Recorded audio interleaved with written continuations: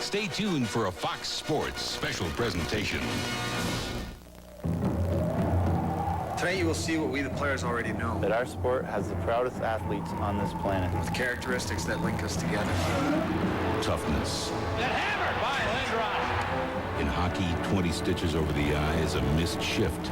Maybe, but never a trip to the DL. Because there is no such thing in the playoffs. Speed. Speed merchants. Don't blink, because you'll miss it. Hockey moves like no other sport. Hey, watch this guy flying. Tradition. Hockey has the most revered trophy, as yesterday's Warriors have shown. Determination. What? We got a battle going here. In hockey, sheer will is worth a goal per game. Brendan Shanahan with a strong effort. And one can finesse an opponent or roll right over them. Old-time hockey is alive and well.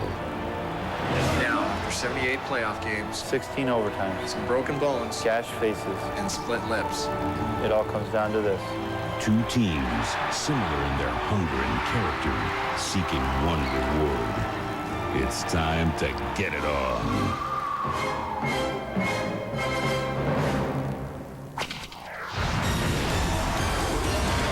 Welcome to William Penn City of Brotherly Love, where tonight the quest to drink from Lord Stanley's Cup begins in earnest. How big is this game and series?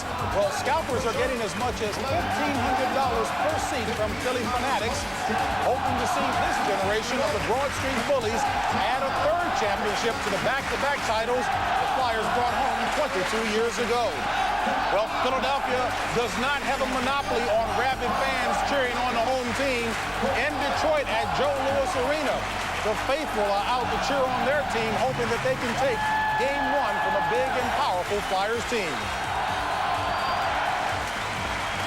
And good evening, everyone, and welcome to Fox's coverage of Game 1 of the Stanley Cup Finals between the Flyers and the Red Wings. I'm James Brown, and with me, as always, my partner and 11-year veteran in the NHL, Dave Maloney. You know, last year we were in Denver. We thought we were going to anoint a dynasty then. The defending Stanley Cup champions Avalanche team is not here. The Red Wings are. Why? Well, you know, JB, while this is the same Detroit franchise that lost in the finals last year and in the conference finals 2 years ago, this is not the same Detroit team. Scotty Bowman has retooled the Wings. He's made them less pretty, folks, but they're a lot more gritty. Well, make no mistake about it, the biggest gun on the ice tonight will be number 88 for Philadelphia. Well, that's for sure. When you talk about a player who typifies a young, physical, talented Flyer hockey team, we're referring to our Fox face-off guy, Flyer captain, number 88, Eric Lindros. They got this guy 5 years ago, folks, from Quebec when he wouldn't go there. Eric Lindros is the leader on a very good hockey team. This right here is the passing of the torches. Lindros went right past his boyhood idol, Mark Messier. To my way of thinking, James, he became a player in this series. He's played with composure. He has gotten to the level that the elite players have to get to be players on winning hockey teams. That guy right there, Eric Lindros, is a big factor here in this series. Well, Dave, as you know all too well, when these playoffs began some 6 weeks ago, there was still a question in both teams' mind as to who would be in goal. Well, it is Hextall for the Flyers, Mike Vernon for the Red Wings, and more on that. Let's check in with our resident goaltender. Let's go upstairs to Don Davidson. Thanks, JB. What we have here are two veteran goaltenders who have battled to regain the respect of the hockey world. For Detroit, 34-year-old Mike Vernon is in goal. He's not big at only 5'9". He's a smart reflex goaltender. He has 12 wins, the most wins of any goaltender in the playoffs. And yes, he's won a Stanley Cup. Back in 1989 with the Calgary Flames, he got the job done. At the other end, 6'3", 33-year-old Ron Hextall. He's undefeated, 4-0 in the playoffs. When he plays well, his team feeds off of him. Back in 1987 with Philadelphia, he lost a 7-game series to the Oilers. He was named the MVP in that tournament. Now think about this. 16 years ago in Western Canada in the junior leagues, these two goaltenders started playing against each other. Now, here we are in 1997 at the big show, the Stanley Cup Finals. They're back playing against each other, and they've earned it. They've earned the respect, JB. All right, JD and John Davidson and Dr. Mike Emmerich will cover tonight's game from the broadcast booth, but we've also got ample support ringside with our analysts Craig Simpson and Joe Micheletti. Let's check in first with Joe. Okay, JB, thanks very much. You know, the Flyers are here for one important reason: outstanding depth at the forward position. Rookie Dinas Zubras had been playing on the top line with LeClaire and Lindros, but in this game tonight, a change. Michael Renberg will be reunited with the Legion of Doom. Flyers coach Terry Murray talked about the change. Well, first of all, Michael's healthy now, Joe. His ankle was bothering him in the Rangers series, and the time off has been good for Michael, so I'm getting him back. I think there's a little bit of a difference in the line whenever Michael's there. They've played well together over the past 2-3 years, and I want to try and get any kind of edge I can.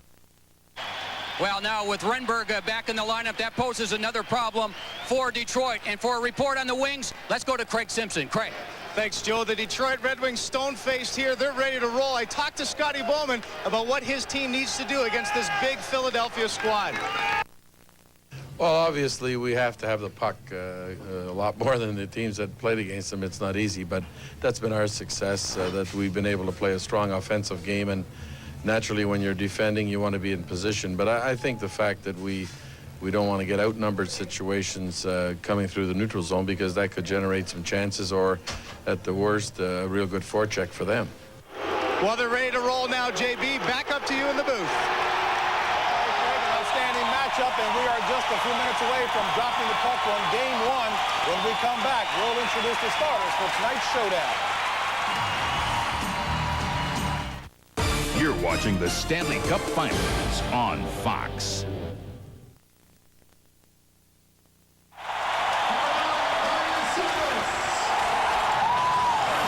To a rabid house here in Philadelphia. Game one of the Stanley Cup Finals, the Flyers are hosting the Red Wings.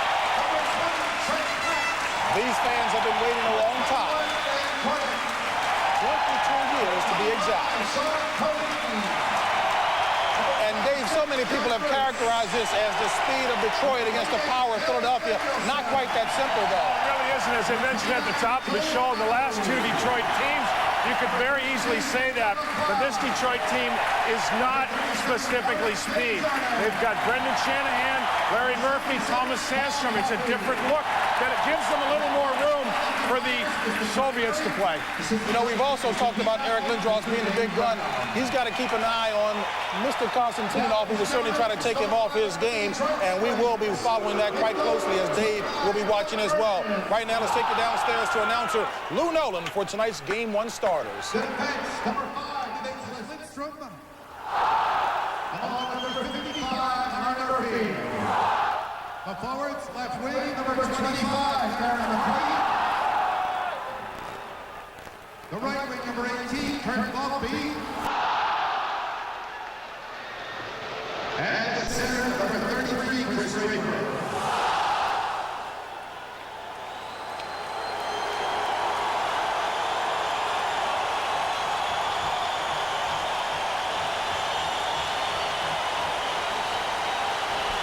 And now, ladies and gentlemen, the starting lineup, Philadelphia Flyers. In goal, number 27, Ron Hextall.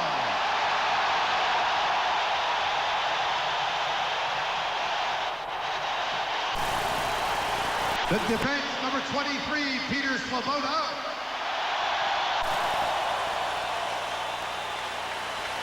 Accompanied by number 44, Yanni Niedema.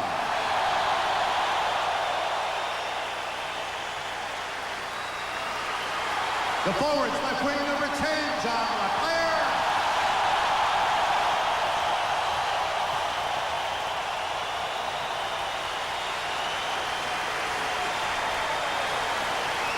The right wing number 19, Michael Renberg.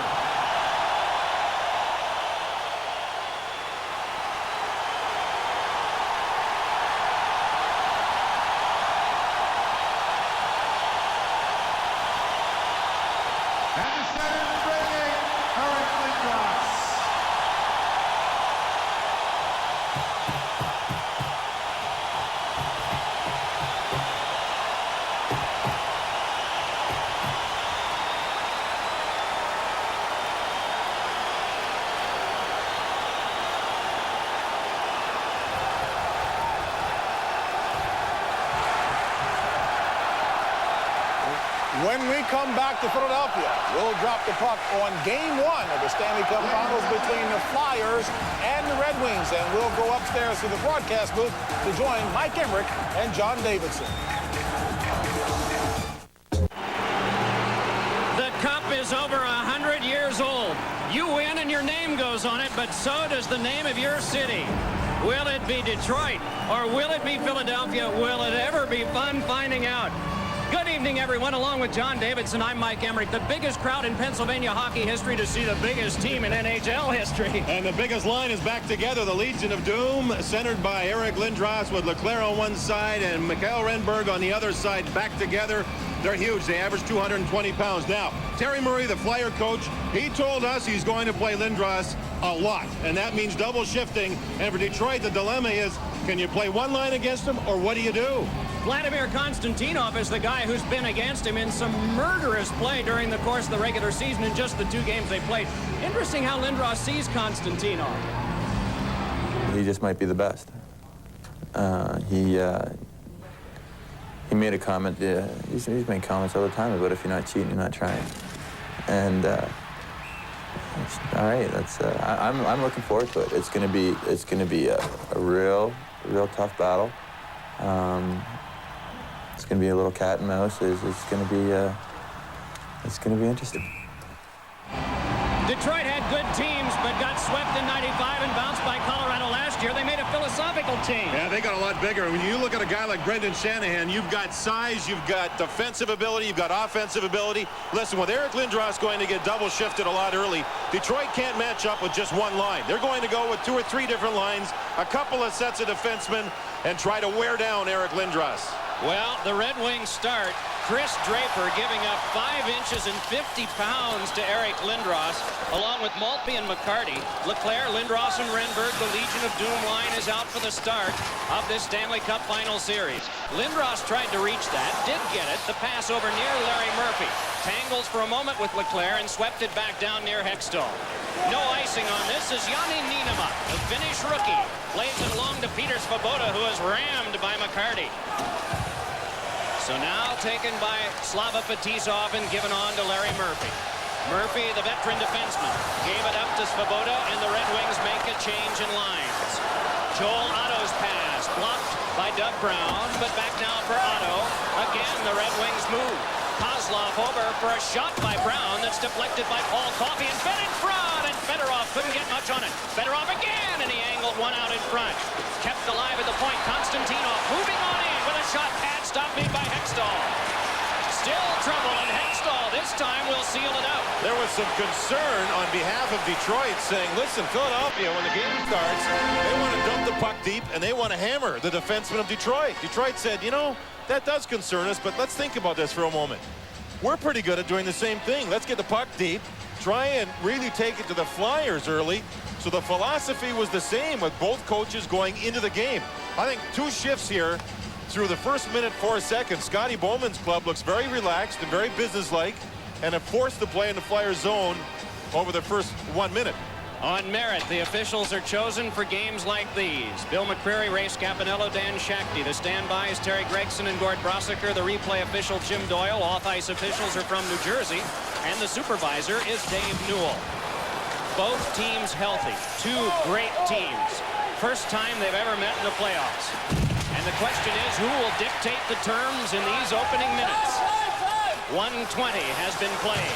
Big shot by Shanahan, blocked by Hextall. 77 miles an hour as Fox Tracks is in operation.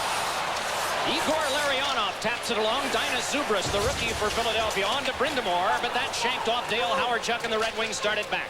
Slava Fetisov back on for Shanahan. We did not see Konstantinov start against the Lindros line. Brindamore feeds on, but trouble there for Howard-Chuck. Now it is Renberg feeding it on back for Coffey. Coffey finessed it through Brindamore. Brindamore backhander in front. Oh, and Coffey is rammed. Loose puck at the side of the net. And it is held remarkably, and play is stopped. We have 2 teams here that love to send their defense in on the offense. Now, as you saw on that play, it was Paul Coffey getting his first shift. He got in real deep, stopped at the top of the crease, and then paid. When the puck got there, he got just hammered to the ice. You see Renberg skating very well early in this game, moving the puck here to Coffey, who can't handle it on the backhand side of his stick. Now, as the puck goes into the corner, Coffey will establish himself right in front, and he'll wait. The Red Wings were caught on a change, haven't recovered. Brindamore gets the puck in front. Now watch Coffey. Man, did he get squished and hammered to the ice. And Bill McCurry, who's a good referee in letting players play, let them play. Scotty Bowman wants an emotional high at the start. So far, he has it. Samuelsson a shot, and that ricocheted the corner. Knifed away by Sandstrom, on back to Samuelsson. Another shot, and that squibbed wide. Fed out in front, and a good denial by the defensive work of Nicholas Lidstrom. Yzerman's pass is away from McCarty. Hextall out of his goal, sweeps it around from the waiting McCarthy, and it's just flown on back to neutral ice. So we saw Lindros win a big face-off now, clean in the Detroit zone. Detroit had a 6 o'clock meeting tonight talking about face-offs and the tendencies. Hextall waiting. Yzerman, if he takes it, it's an illegal play. He does, so it is. Good read by Ron Hextall. He could have played the puck. He knew that if Yzerman touched it, the face-off would be back outside the zone. A real good read by the very calm Ron Hextall. Years ago, he was one of the more superstitious people in all of hockey, but Hextall has settled right down, very businesslike, very relaxed. Now, Mike through 2 shifts of Lindros. He has faced Draper 1 shift and Yzerman 1 shift. Lindros won a face-off, which led to a partial scoring chance by Philadelphia in the Detroit zone. Detroit wanted the emotional high. Looks pretty good. Philadelphia wanted to establish forechecking. Have they done it yet? Not yet, but this is their 4th line on the ice right now. Kordic, Lacroix, and Druce against the big line of Koser, Maltby, and Draper. So Koser gets his first shift. Let's see what the tough guys do here against one another. Bouncing puck away from Druce, knocked back out by Lacroix. Slava Fetisov, 39 years of age. Back on to Konstantinov, then to Fetisov again. The veteran of 3 Olympics for the Soviet Union, as it was known then. Lays it back across for the carry by Draper. The last one that is knifed down. Draper tried to reach for it, but it scooped away over to Peter Svoboda. Flipped it along further. Konstantinov was checked by Lacroix. Philadelphia just did a great job with Konstantinov and Fetisov regrouping. Not shooting the puck in, but going backwards and regrouping. The Flyers didn't get sucked in. They played it really well defensively. Bob Rouse to play on defense. Gives it across. Maltby scaled it off the glass and back out. This could be the hitting line. Flat on the right side. Injured 2 Rangers, Jernander and Brian Leetch, with some good hitting. Flat on the right side, Podine on the left, and Joel Otto in the middle. The Lake Wobegon line, all from Minnesota. Rouse able to drop it back in. Turning with it is Chris Therrien. Now here's the Detroit system. The left winger's back. Now you see the puck going through the middle, and Detroit cut it off. No first pass completed. It's called a left wing lock by Detroit, and it worked for a moment. Philadelphia now changes. Desjardins just popped the man in the face with his stick. That's Kozlov. Billy McCurry let it go. Kozlov just now has gotten to the bench and been replaced. Meanwhile, the puck taken by Leclerc. The Legion of Doom is back out there. Leclerc and Renberg, the wingers for Eric Lindros. Leclerc trying to get in, but no room for him. Meanwhile, it's fed on back by Shanahan and quickly across to Larry Murphy. Brought on from Toronto late in the season. Murphy played that one back in, and Samuelsson put it off the glass and back out. On now to Lindros. Got it for Paul Coffey with Leclerc breaking. Coffey flipped one, knocked down by the defense off of Murphy. Jammed back and fanning on it. Lindros. Coffey a shot, and that went off Igor Larionov. Now Desjardins a shot off of Vernon. Fed on back. Desjardins again, and it went wide. 71 miles an hour. It's picked up by Lapointe. Trying to flip it further. No room. Renberg blocked it back. Lapointe winds it the other way. Sandstrom tipped it. 3rd different line combination Lindros has played against. The common denominator, Lidstrom number 5, Larry Murphy, who has the puck now, have been on the ice every shift that Lindros has been out there. Darren McCarty with a pass on to Yzerman, the captain of the Red Wings. Yzerman with no room. And it's floated back out. Deafening roar here at Coors State Center. Changing on the fly, important now, Mike. There's no whistles here, no stoppages. The coaches and their players have to be very sharp on the bench. Fetisov took out Brindamore. Meanwhile, the pass comes across. Thomas Sandstrom lays it back in. Sandstrom put his stick right up in the helmet of Kjell Samuelsson. Sandstrom will get a reaction or retaliation penalty here. Bad penalty right in front of the referee. The touch by Vernon, the first power play to Philadelphia.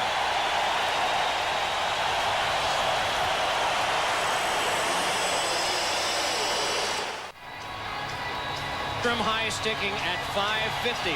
Power play will go to Philadelphia. Big Kjell Samuelsson, a former teammate of Sandstrom, banged him with a stick, hit him, and then watch Sandstrom's stick raked right up across the helmet twice in front of Bill McCurry. So Sandstrom sits. Watch Lindros on draws. Clean. There it goes. Niinema to Brindamore. Brindamore shooting, and that one blocked away. Mike Vernon is presented with a tremendous challenge. He's 5'9", and he's going to have some oak trees in front of him on this power play. Said he'd look through the legs, Mike. Not around or over top of the players. He'll look through the legs. So we'll watch for him to be scrunching down as Coffey missed for Brindamore, but got Leclaire. Leclaire dumped it along, and Larionov trickled it out, and on comes Shanahan. Coffey trying to cut it. Shanahan moving in. Save! Hextall! Shanahan didn't see Lidstrom in behind him. The defenseman had moved up. Big save by Ronnie Hextall. 40 seconds gone on the power play, and this one knocked away, and now it's Maltby, and 2 on the goalie. It fed it to Draper to Maltby. He scores! A short-handed goal! Second short-handed goal in the playoffs for Detroit. The second by Draper. Hextall had no chance. Coffey, along with the fans in Detroit. Oh, the fans are celebrating at Joe Louis. Coffey and Niinema had been exhausted. They've been skating back, chasing pucks twice now. Look at this tic-tac. Wow, quick passing. Ronnie Hextall could only spread out and hope. It was Maltby who scored. I apologize. Second shorthanded goal for Detroit in the playoffs. A fine passing play in Detroit going right at Philadelphia with speed. Right at the defenseman of the Flyers, and 1-0 Detroit. Maltby's fourth, his first shorthanded goal.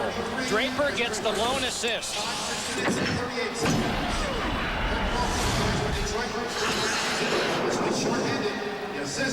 And the deafening roar is now a rumble of concern. Still power play time to Philadelphia, but the Flyers have been outshot 4-1. 2 short-handed attempts. And 2 of these shots short-handed. You're absolutely right. Now here there seems to be a problem with the clock and how much time is left on the penalty to Thomas Sandstrom, who's in the box. It will be reviewed upstairs and then told to Bill McCurry. I believe that's what the problem is. They want to know what time the penalty was, how much time's on the clock, and make sure that that coincides with the amount of time left that the Red Wings have to kill. Now Lindros was on the puck here, and you see Maltby strip him. That caught both defensemen flat-footed. Draper read the play. It's a 2-man breakaway.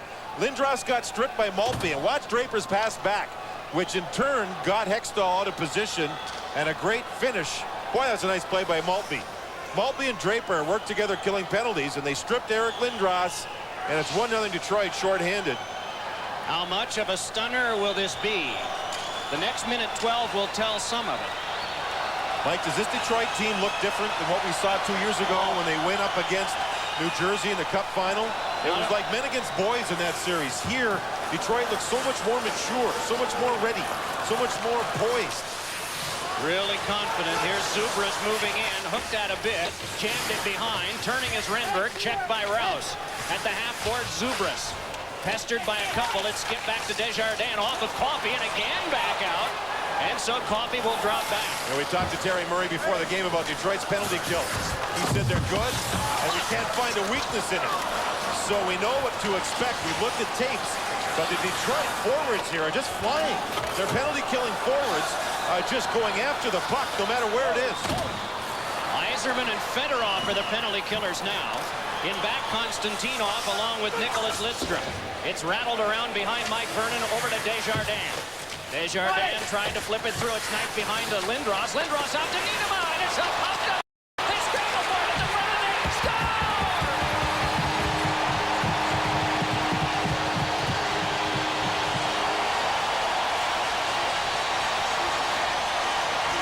There was 13 seconds to go on the power play, and the puck's jammed in by the Flyers. Watch the great play by Brindamore. Watch him right here pick up his man. He holds Lidstrom's stick right there. So Lidstrom can't get to the puck. It buys a little time. Now the Flyers work from behind the net. Jam play as Niederma had moved in. And there's Lindros. The puck's in the crease. Lindros is out. And the puck is over the goal line. It's being reviewed. I believe Lindros went into the crease after the puck had gotten there. Ryan Burke, Dave Nonis, everybody looking up at their monitors to find out if the goal itself on the power play is okay. Now here's the goal crease. The puck is in the crease. It's in the crease. Lindros is allowed to go in after the puck's in the crease. It's vacated. The Flyers are vacated, and this goal is scored. So what a wild power play this is. The Flyers tie it up at 1 after giving up a shorthanded goal. Who jammed that in? That looked like almost a Red Wing stick that jammed it in, Mike. Boy, it did. There's Niederma's shot, stopped by Vernon. He can't find the rebound. Lindros is there, and in someone at the top of the goal crease jammed the puck in past Mike Vernon. Another look at it. Watch right at the front in the middle. Somebody's stick right here. It may have been Brindamore from the other side who actually started the whole play with a nice move on Lidstrom by holding his stick and buying time. We're tied up at 1. So the stun did not last very long. The game is tied at 1. 7 minutes and 50 seconds have been played here in the first period, and it's been eventful. Flat roughed up on the corner boards. The puck came for Podine's shot that's tipped aside on the split save with the stick by Mike Vernon. It is Podine flipping it back in. Hasn't gone all the way yet. No matter. The Flyers are in the midst of a change. Unmolested, it's Larionov. Now hooked at, but able to escape. Desjardins turning. 4 shots apiece. Half of the Red Wings shots have been shorthanded, including a goal by Kirk Maltby. But now it is picked up and circled around behind by Podine. Tried to jam it to the front, could not. Hooked along further by Aaron Ward, the first-year defenseman out of the University of Michigan. But it's back down to Coffey. Hands it across to Samuelson. And a save made by Vernon. Good coverage by the Red Wings defense, and so Slava Kozlov can move it back out. The Flyers picking up their game. Kozlov with a shot that went wide. Now it's Brown jamming it behind for Fedorov. Taken out by Samuelson. Brown moving with it. Bear hugged and waltzed to the corner by Coffey. Brown again tries to step in front. Hextall flipped it back down. This will be icing. Good play by Hextall. The Flyers, though, follow up the power play goal with a good shift. They're starting to grind, starting to hit a little bit.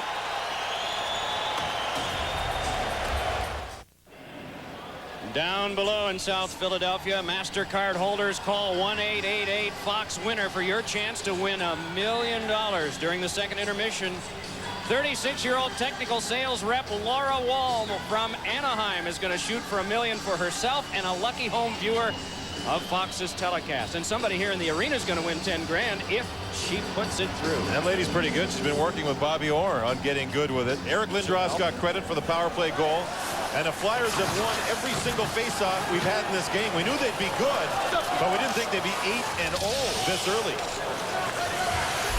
Nicholas Lidstrom for Detroit's defense.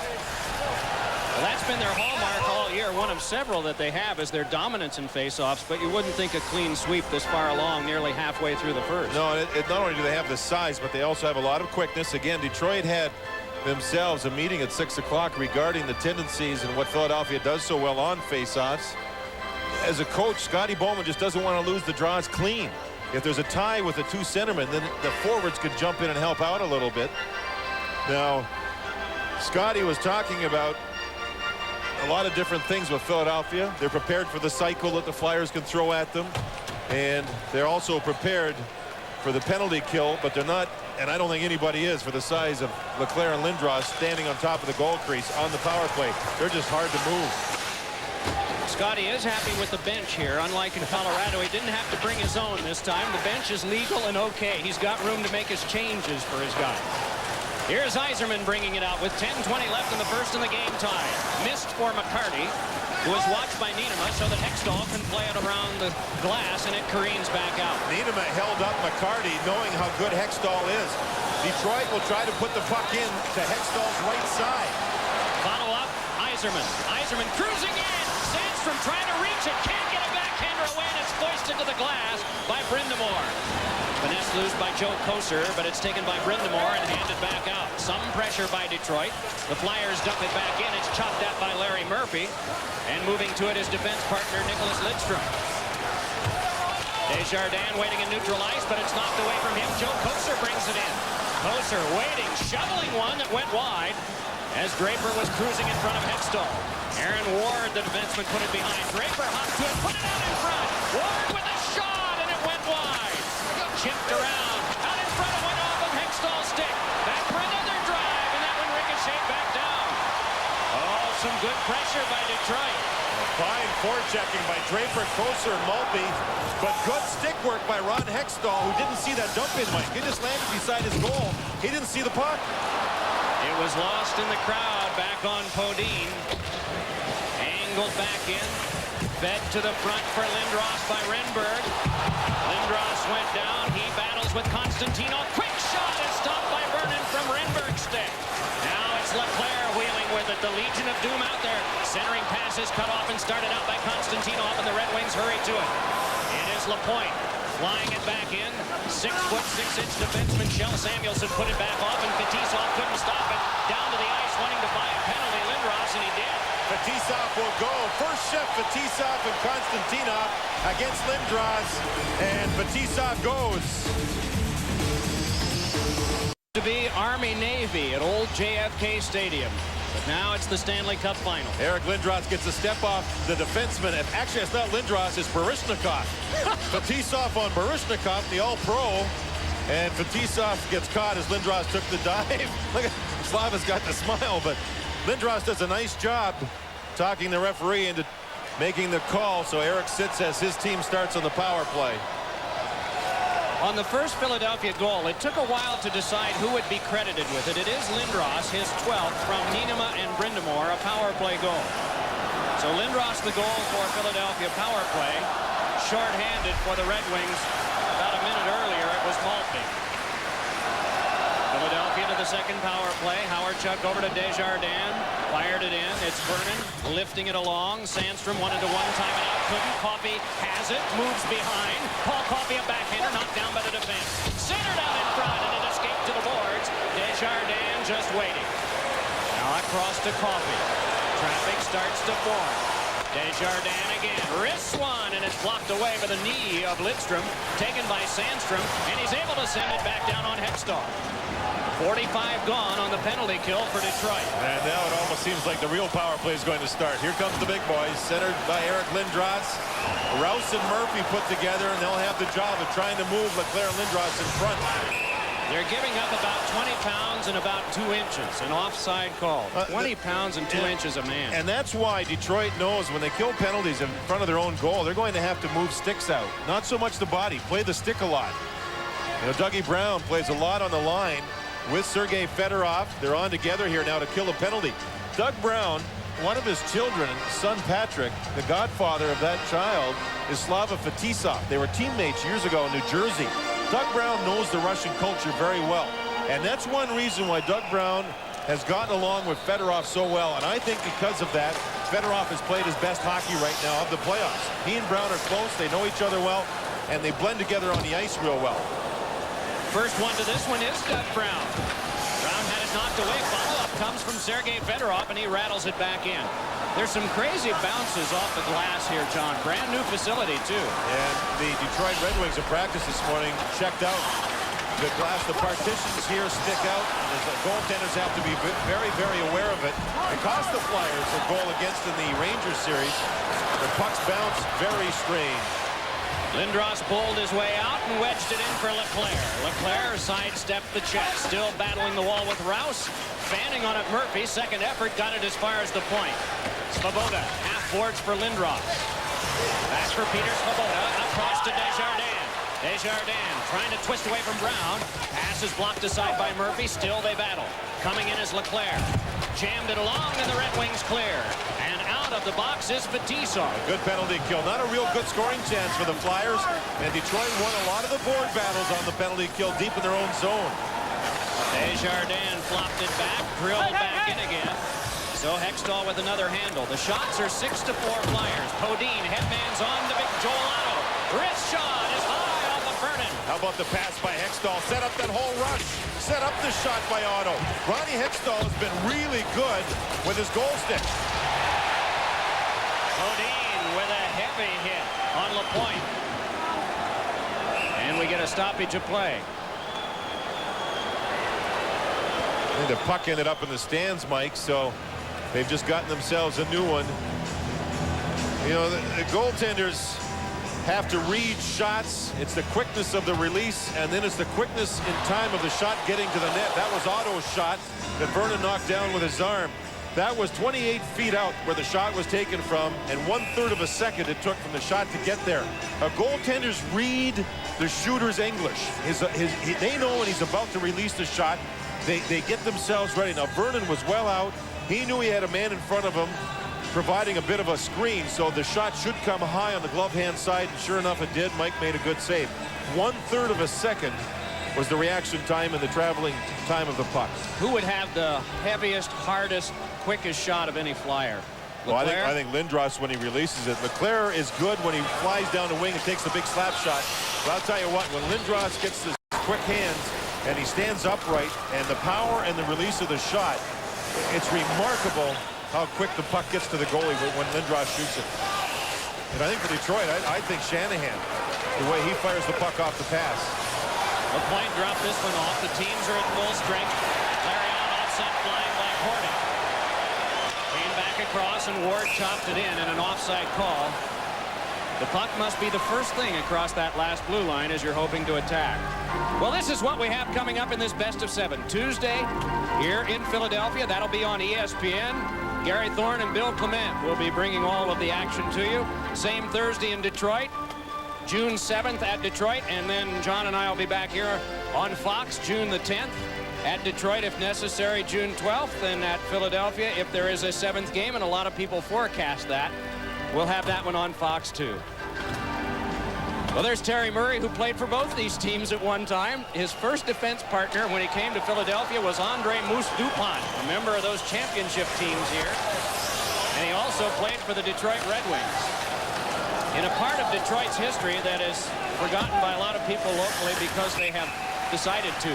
But prior to the Ilitch family taking over this team in 1982, they had missed the playoffs 16 out of 18 years after winning the regular season title 7 years in a row in the 50s. And what the Detroit Red Wings did was draft Steve Yzerman, and he became the beacon for their hockey club, and a very proud player and now a very proud franchise. And the other thing they did was make sure that they got the jump on most teams over in Europe. Neil Smith and Krista Rockstrom both belong to the Rangers now, but they were working for Detroit at the time, and they made some great choices. For instance, Konstantinov late in the draft, Fedorov 4th rounder, Kozlov a 3rd rounder. I mean, they did a great job in getting Europeans into the NHL before most teams did, and that's really set together their franchise. The easy part was drafting them. The hard part was getting them out of the block. A lot of cloak and dagger there. Zubras jostled a bit, still battling. Dinas Zubras trying to get away from Kozlov. Kozlov outman, got it to Fetisov, then on for McCarty. Couldn't get it out. Brindamore put it in on goal. Paddled away by Vernon and taken by Darren McCarty again.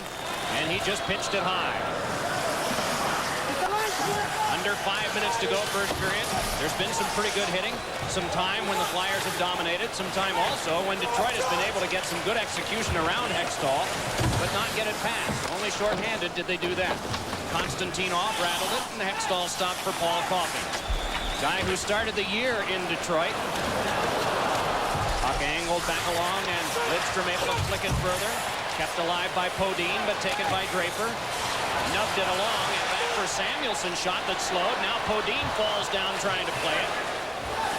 Still they battle. Otto jostled off by McCarty, and Draper able to play it through. Carried on by Nicholas Lidstrom. Fired one that went off Samuelson. Samuelson's pass is stolen. Around in front, Koser. He scored! Joe Koser, who is playing on a 30 and over team at Christmas. And they celebrated the Joe. Joey Koser started in the NHL in Detroit. Scotty Bowman and the coaching staff can't believe how Joey Kocur, how much he knows the game. Shel Samuelson blocked the shot, got the puck, and threw it blind right here. Right through the middle. There's Joe Kocur reading the play. He's got another man with him, and I think Hextall was thinking the pass from Kocur across to Draper. Instead, Kocur goes to the backhand and roofed it. I mean, I'm talking a bullseye major league play. Look at the roof job right underneath the crossbar. He used Draper on the other side as a decoy. And Hextall was thinking pass. And right away, Kocur goes and scores on the giveaway from Shel Samuelson back in the lineup after neck surgery. And it's 2-1 Detroit. Kocur unassisted at 15:56. Lindros across for Leclerc, left it behind. Lapointe nudged it on.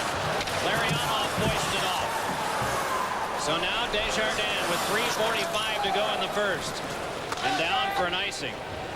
Joe Kocur was playing at Christmas time on a 30 and over team that was called Joe Kocur's hockey school team. That way he made the squad. As we welcome you back to the New Dodge Intermission Report here in Philadelphia, an intense first period of play. Red Wings did not back down at all. They lead the Flyers by the score of 2-1. James Brown along with Dave Maloney. And Dave, I know you were talking about how intense that period was. Red Wings most impressive. Well, that's the thing. The Red Wings were impressive, JB, from the fact that they get there from the get-go, weren't intimidated by the crowd or the Philadelphia Spectrum, and continued to forecheck with intensity and check in all zones of the ice. This was the Detroit Hockey Club that we saw against Colorado, and I think that was the question coming in. What kind of Detroit team were we going to see? But I want to tell you, they went after Philadelphia. It was a wonderful period because of the fact Detroit stayed with their game. Let's take a look at how Detroit capitalized on opportunities in that first period. Well, there you go. That's Eric Lindros, and he got quite an ovation here, but I don't care what goalie's back there. You want him to stand square.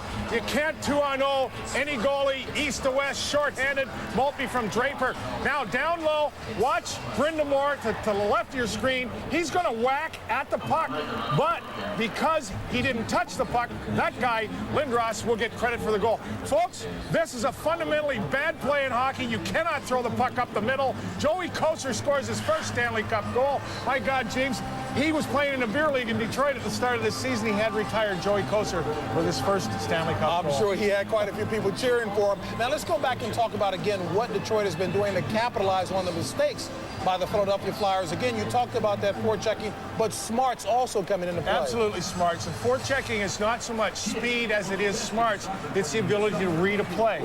So what we have here, Detroit, not only off the forecheck, but in all areas of the ice, there's a thought that speed kills. Speed killed the Flyers here off of a forecheck and forcing the Flyers to turn the puck over. So that's what they did, and that's why they're up 2-1 on the road, game one after one. Now, mindful again that Ron Hextall was left on an island before. You said the Flyers wanted to get him moving side to side. Well, our Joe Micheletti talked to Terry Murray, the coach of the Flyers, beforehand, and he wanted Detroit to be shooting from the outside. They wanted open, get the puck, let Hextall get square to the puck. He didn't get square twice, unforced turnovers. That's it, Detroit up 2-1. All right, folks, when we come back, some of you will hear from the commissioner of the National Hockey League, Gary Bettman. But first, a reminder to tune in to the third period to see if you've got the winning game piece in the Quaker State Get Cup Crazy game. The quest for the cup continues right here on Fox.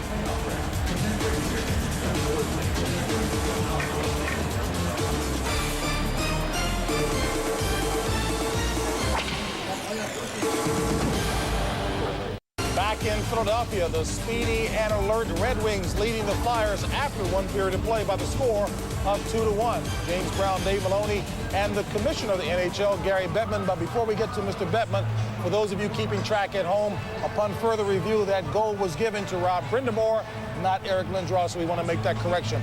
Commissioner, first of all, thank you very much for joining us. Thanks for joining us. We're delighted to be here. You know, you're in your 5th year in your tenure as commissioner. Most business leaders assess where they are against their game plan. Walk us through your report card against the major elements. Well, we leave the self-grading or the grading to others, but there were certain things that we wanted to accomplish coming in, and it all evolved around stability. We wanted to make sure we had an organization. Some of the owners think maybe it's even too big now, to service the fans, service the media, service the sport, and help make it grow.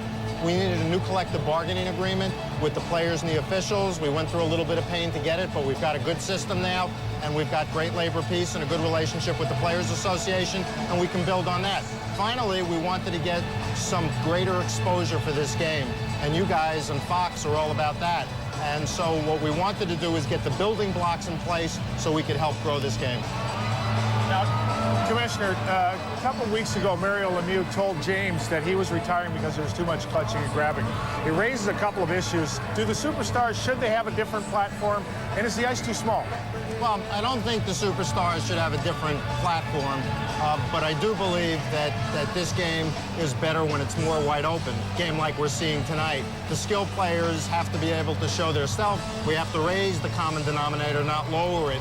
And we've been working on that. When you look at tape for this game now and last year as opposed to 3-4 years ago, the game's more wide open. We need more work on it. I hope there were other reasons Mario saw fit to retire. We're going to miss him, but we're working on it, and you can't just change it like throwing a light switch. So with working on it, would that include maybe experimenting with eliminating a red line, or how, when you say you're working on it, how are you working? Well, we're working on making sure the officials call the type of game that we want. Our officials have an impossible job. They do a great job at it, but we've tried to get them to call a more open game, get rid of the interference, particularly in the neutral zone, and that part's improved dramatically. There's been discussion at the general manager level about pulling out the red line, about moving in the goal lines, tinkering with it, but you gotta, I'm very conservative when it comes to this game. We've got a great game, and you gotta tinker. You can't make radical changes. You gotta deal with the fine points first.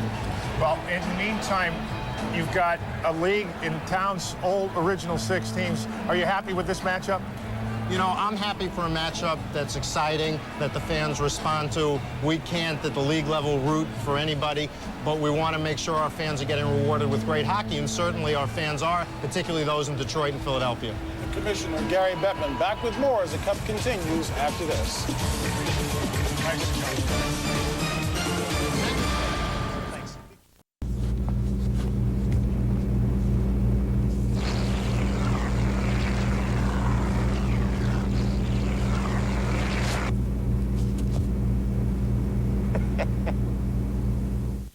Hey, Michael J. Fox here. The coolest game on earth is getting a little crazy. Oh, did you see that? Wow, is this a wild and woolly one?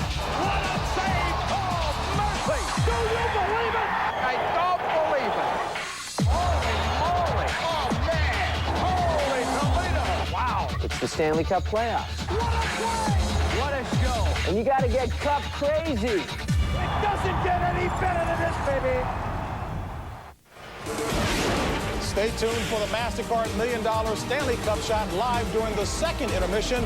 But there's more hockey coming your way first when the NHL on Fox returns as we take a look at Joe Kocur scoring his first Stanley Cup final goal. The Beer League refugee doing the job.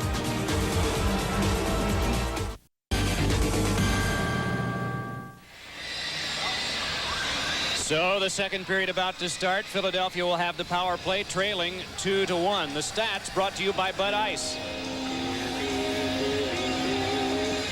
The shots 10-8. Philadelphia scoring chances slim in number, but 5-4 Detroit. Face-offs won 16-6. Outstanding time to Kocur, 1:43 at the beginning of the period. The Detroit coaching staff happy with the way they've been able to contain Detroit in front of their own goal to this point. Scotty Bowman's club, though, now shorthanded for the 3rd time. The Flyers never got much going at even strength, so they look like they may have to rely on their power play in this game. Detroit coaches told us that bad decisions in the neutral zone hurt their club and stopped them from getting the puck deep. Therefore, no sustained forecheck, something that the Flyers are famous for. But they are 1 for 2 on the power play, and now continue on their 3rd. Rod Brind'Amour to take the opening face-off that's won by Steve Yzerman, the captain of Detroit, and spun back down by Konstantinov. Konstantinov and Lidstrom, the defense. We mentioned Yzerman.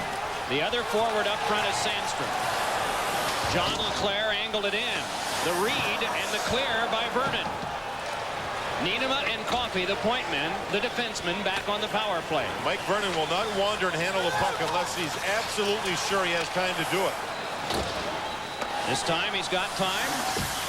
flings it off the glass. It bounces down for Lindros. Tried to get it in front. Still trying.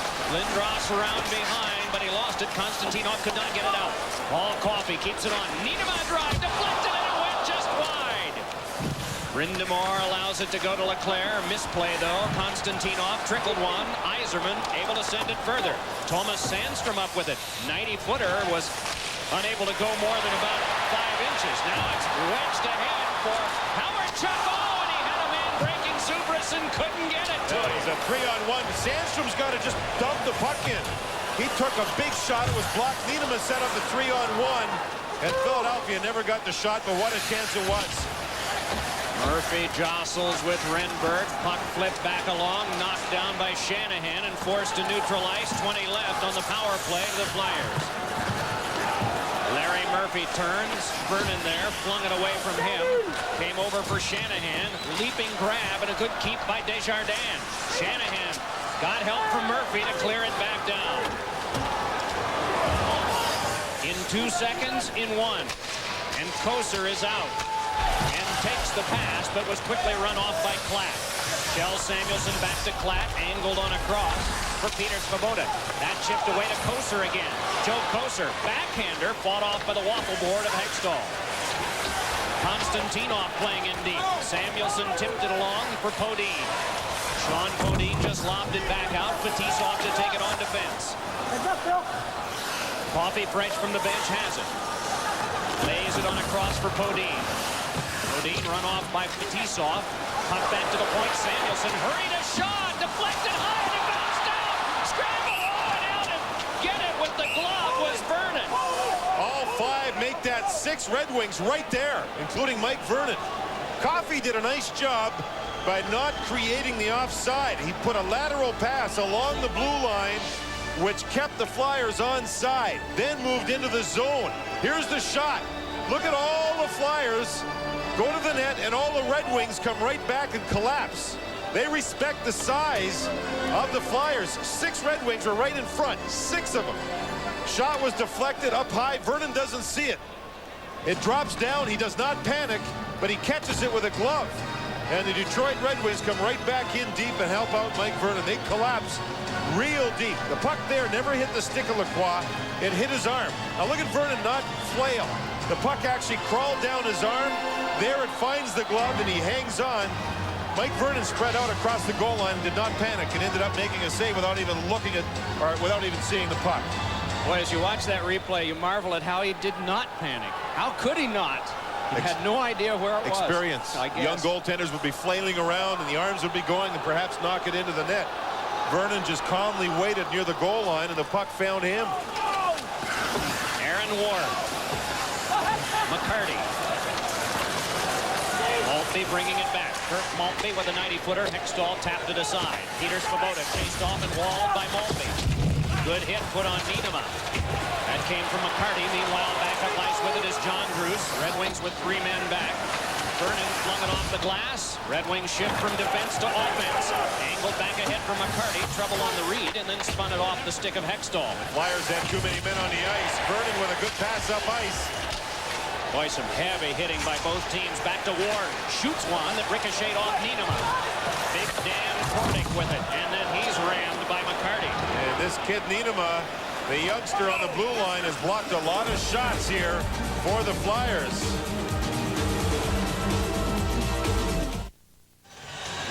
We mentioned the heavy hitting, some severe crunching into new boards and glass that don't give much. And it's been good hitting where you're not seeing too many reaction plays by the players. Draper there after Maltby had thrown a hit. Here you see McCarty moving in hard on the big guy, Kordic. McCarty played a lot against Leclerc in the first period, Mike. And we saw that the Flyers did not have a lot of what they call sustained offense in the first period, what they're famous for, the forecheck and the battle down deep. Eric Lindros played 6 minutes and 36 seconds in the first 20-minute period. Averaged about 40 seconds a shift, which is good. The playoffs are just starting in the finals here, and it could be a long series, so you try to play it smart regarding the length of your shifts. Fedorov only played 4 minutes and 2 seconds in the first period. That's somewhat interesting. Not very much ice time for him. Barry Murray was saying that Eric Lindros has about 3 minutes a game less this year than he did last year. Here's Yzerman twirling with it. And he attributed that to the depth of his team. Eric doesn't have to play as much. Now Lidstrom. Angled it ahead. Fed ahead by Sandstrom, but taken by Rod Brindamore, who played 8.5 minutes in the first. More than anyone. Howard Chuck. The heart around. That's a good play by Howard Chuck. Didn't mess with the puck in the neutral zone. Put the puck in away from Vernon. Only the Flyers couldn't recover the thing, and now there's an icing. At least it forced the face-off deep in the Detroit zone.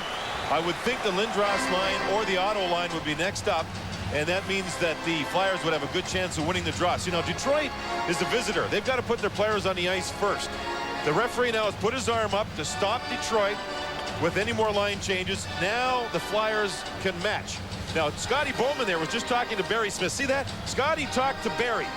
Barry then tells the players. Scotty doesn't too often tell the players direct. He tells Barry. Barry tells the players, and that's the system they use. The referee now has made sure that both teams have made their changes, and it's Lindros against Fedorov, and Lindros wins the draw. Rolled around and taken by Fetisov. Lindros waiting for it. Jammed away by Fedorov and started back out again. Shanahan wedged one that's taken by Leclerc. Flyers defense play it. 11 shots apiece in the game. 2-1 Detroit ahead. The goal of margin right now, a breakaway, unassisted goal by Joe Kocur. This big line not able to skate so far for the Flyers. Detroit said they're going to try and take away the defense. If you take away the defense, maybe Eric and John Leclerc and Renberg can't get that speed going that they need. Let's check in downstairs with Joe Micheletti and a Hall of Famer. Bobby Orr. Bobby, you were playing here back in 1974 in the finals. What goes through your mind when you watch this game? Tough game, just like I'm watching tonight, Joe. It's a very physical game, and they're like the old Flyers. They take the body, and it's a very good hockey game out there, and it's going to be a heck of a series. Do you have a pick for the finals? I have got to give the edge to the Flyers with Eric, but you know, Eric's got to play the top of his game, and of course there's got to be supporting cast, and I think I've got to give a little edge to the Flyers. Thanks for the time, Bobby. Good to see you. Thanks. Those two gentlemen will accompany Laura Wall of Anaheim, California to center ice at the end of this period, and the $1 million shot will take place. And here is a backhander that's held by Hextall, and it came from Slava Fetisov. Bobby Orr's team was beaten 1-0 by Bernie Perrant and the Flyers right here in this building. Gilles Gilbert, not in this building, next door at the Spectrum. Gilles Gilbert was the goaltender for Boston. This time it's Ronnie Hextall hanging on as Larionov sees some ice against Eric Lindros. Interesting here too, Mike. The Lindros line stays out. However, Renberg goes off and Brindamore comes on for the draw. May 19th of 74, the day that game took place. Bobby Orr himself provided a signature goal in 1970 of a sweep of St. Louis that became the badge of a championship for him, and the official ushering in of an era in which defensemen no longer stayed at home all the time. Some guys had tremendous skills to move up ice. Paul Coffey is an example of that, but Bobby Orr was a standard bearer. Here comes Igor Larionov giving over to Kozlov. Kozlov worked over and smacked to the boards by Terrian. Meanwhile, the puck comes to Lidstrom. Yzerman shoots one, and that ricocheted back down. Hustling forward is Larry Murphy. Getting there first was Leclerc, and he dribbled one that is covered by Vernon, and play is stopped. Flyers trying to force something, make it happen. A good block by Lindros. But Detroit recovers. Very schooled defensively and never gave up the shot. You'll see the puck get back to the defenseman. Lidstrom right here. He tries to get a better angle. Look at the block by Lindros. Flyers is 3-on-2 here. Renberg will hold up Murphy right there. Holds him right up. But nothing developed. Leclerc was not able to hit Lindros. Vernon easily made the play, and nothing happened. John, in your playing time, did you ever have a contract that kicked in if you won 3 games in the Stanley Cup Finals to an automatic 1-year extension? That's what Mike Vernon has. It's only $2.3 million if he wins 3 games in the finals. And the thing is that he fully expects that if he does get that contract and the Detroit Red Wings win, he won't be a Red Wing next year. Osgood, the backup, his salary goes from $750,000 to $1.6. And there's a third goaltender by the name of Hodgson who's very good. So it's time to pass it on to the younger guys. Here is Aaron Ward laying it back in. Poser around behind, checked off by Coffey. Lacroix tries to get to it. Poser still able to keep control along the boards. Chris Draper trying to help him, but it's Poser taken to the corner, worked over a bit by Coffey, had his jersey pulled. Poser still. And only 2 Red Wings deep. Third man was high. Ward's shot went wide. There'll be a penalty coming up. How about that? Draper and Koser battled. And finally, Detroit finds themselves on the power play. The Muckers and the Grinders got it done. Joey Koser wants the puck deep, and then he wants to battle for the puck with whoever's there. Here's the 2-on-2. You just see 2 players for each team there. Maltby stays high, but Lacroix will take the penalty, and Joe Koser did all the work. Lacroix will end up grabbing a hold of his man, throwing him down to the ice. And that was Draper, and now Detroit gets to go on the power play with a 2-1 lead. 0 for 1 with 2 shots on their earlier power play. Steve Yzerman has it. Yzerman onto the back. Lidstrom gives it back over to Yzerman again. Yzerman sent one in front, trying to connect on a pass, but it went off a Flyer defenseman's skate. Still the Red Wings keep it. Lapointe rolls it on the backhand. Sandstrom trying to twist with it. Worked over pretty well by Terrien, so it's Yzerman again. Gives to the back. Lidstrom a shot. Knocked down in front by a defenseman. Lapointe again. Back to Lidstrom once more. They play some catch. A couple of Red Wings move in deep. Lidstrom wants to pass the puck across, but Otto won't let him. Here goes Fedorov in. Yzerman to Fedorov, and the shot got the glass. It's a set play. It's called a down low play by Detroit. It's their set play for this series. They want the plays down low across the top of the goal crease. They've tried it twice with Fedorov, and it hasn't worked. Brindamore drills it back down on Vernon. Halfway through the power play. Fedorov could not get by Brindamore. They rag it and neutralize with a pass back to Lidstrom. They're set for the hard around blast, but Hextall right there to spike it loose. Hextall along, but it went through Brindamore. Punched ahead further. Moving on is Svoboda. Down to the ice he goes, and a penalty coming up. Good forcing there. Svoboda, the defenseman. And the rest of the Flyers up front. You know, Detroit tried to set play on the faceoff in winning the draw. And then Fedorov sneaking down. Fedorov playing the point on the power play. He's played a lot of defense during the regular season. Here's a look at the penalty. Fedorov moved in, but Svoboda, the defenseman, kept the play alive. And there you can see Fedorov tripping him up at the end of the shift. Svoboda down, Fedorov in the box. Earlier, Detroit tried to play twice. Fedorov was set up beautifully, but missed the net moving in from the blue line. And Detroit knew going into this series, that was the play they were going to try and make work. They almost did. You saw Lacroix and Fedorov. The 2 teams will be a man short for 40 seconds. After 40 seconds, barring further penalties, it will be a Philadelphia power play. In 4-on-4 time, Detroit has scored 2 goals and allowed 1. The Flyers have scored 3 goals and allowed none. That's when play is 4-on-4. And that's what we have when play resumes. And for Detroit, they've got 4 Russians on the ice. Konstantinov, Fetisov, the D, and up front Larionov and Kozlov. Now for the Flyers, they have to discuss this and know that this is a group that will try to recover and regroup and then hit the long pass. Larionov wins to Fetisov. Konstantinov and Kozlov are out. 4 Russians. They'd love to have 5, but they're short. Larionov bringing it off. Drops to Konstantinov, then over to Kozlov. Drills one that ricocheted off a skate. Subras peels off and hands to Svoboda. And Svoboda just curls back. In 14 seconds, Svoboda's team will get a man back in a power play. Desjardins on, and it's angled in by Subras. In 4 seconds, the man advantage begins for Philadelphia. Detroit with puck possession. It's across to Fetisov, out of the box, run off by Lacroix. But the Red Wings golf it back in. Now Lacroix goes out, and this will set up the power play. Lindros is up at the Detroit blue line. 1:06 to go for the power play for Philadelphia. Draper and Maltby up front on the penalty kill. Laid back down by Lidstrom.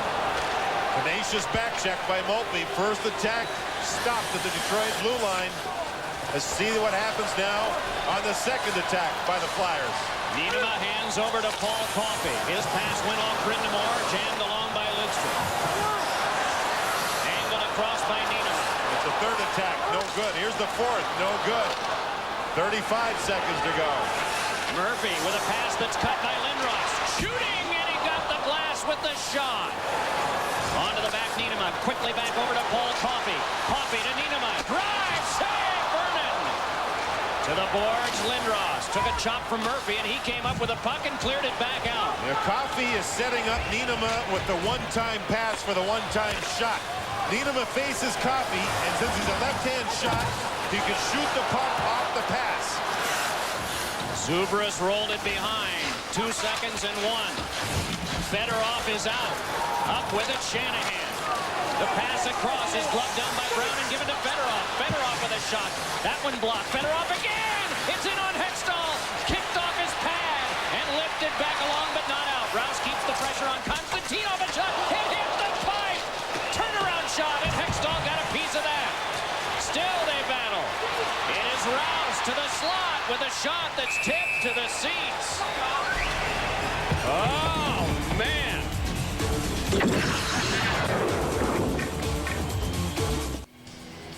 2-1 Detroit. Look at the Flyers all running around to one side as Detroit puts the pressure on, and listen to what happens.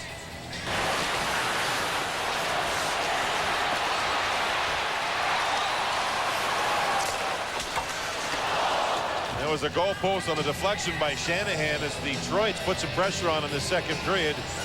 As Detroit has 8 of the 11 shots. There's another look at the deflection by Shanahan.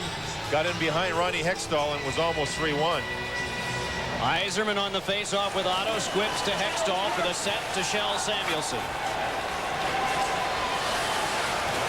There's that perfect left wing lock again by Detroit. Ronnie Hextall smart here. Cover it up, start over again. You know, the Flyers won the draw. They won the draw, but on their breakout, Detroit played the left wing lock, and there was no completion of a pass, and the Flyers couldn't get out of the zone. So Terry Murray, he looks a little concerned. He's not getting the flow through the neutral zone that his team is noted for. You know, the main thing that Joel Otto and his teammates wanted was to establish the forecheck, and it's halfway through regulation time almost now, and it still hasn't happened. Well, you've got to get through the neutral zone to get the puck deep. Then you can establish the forecheck and punish Detroit's defensemen, but so far the Flyers can't do that. It's a whole new system they're seeing here. Even though they're controlling and winning a lot of the draws, they're not getting through with speed, and if you have speed through the neutral zone, then you can bang and crash. See, here they win the draw again. Now there's a set breakout. What happens? Swatted back by Thomas Sandstrom. Howard Chuck turns with it. He's checked but got it along for Desjardins. Zubras tries to foist it out, and the Red Wings get it. Pass from McCarty was blocked in by Howard Chuck and an offside. Next week on the Fox Saturday Baseball Game of the Week, the new-look Mets head to Cincinnati to take on Barry Larkin and the Reds. Plus, other regional action coverage begins at 12:30 Eastern, 11:30 Central with In the Zone, followed by all the action. Check local listings for the game and time in your area on Fox. Jim Turk Evers, native of South Philadelphia, a part of the Flyers organization for now a decade and a half. Began as a stick boy in Maine after he worked with the old Philadelphia Firebirds of the North American League, but entered the Flyers organization with the Maine Mariners of the American League and then wound up coming down here, and he's back home to stay.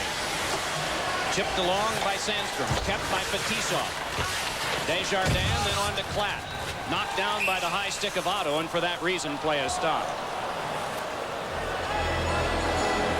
Joel Otto, a native of Elk River, Minnesota. And if you just think back, as the Otto family probably does at this time of year, a lot of old memories come rushing back. 3 decades ago in Elk River, Kelly and Bob Otto, like so many parents, provided travel and encouragement. But watch Big Joel. We have some rare film footage of him in one of his games going through everyone. He's a head taller than everybody else on the ice.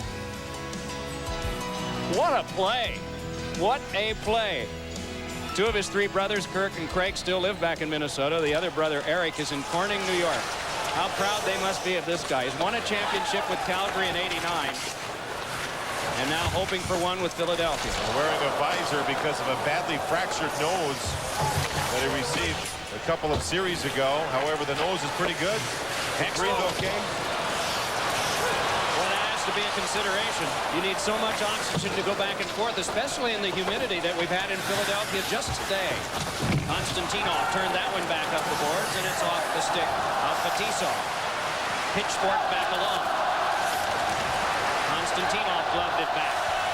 Flyer fans here now trying to get their team going with some chanting, as Detroit is not allowed much here in the second. Only 3 shots by the Flyers. That one deflected wide by Murphy. Larry Murphy down to the ice. He goes. Meanwhile, they scrap for it. Larionov trying to stalemate Leclerc. It's off the back of the goal. Losing sight of it is Bill McCreary, the referee. And so play stopped. We'll be back.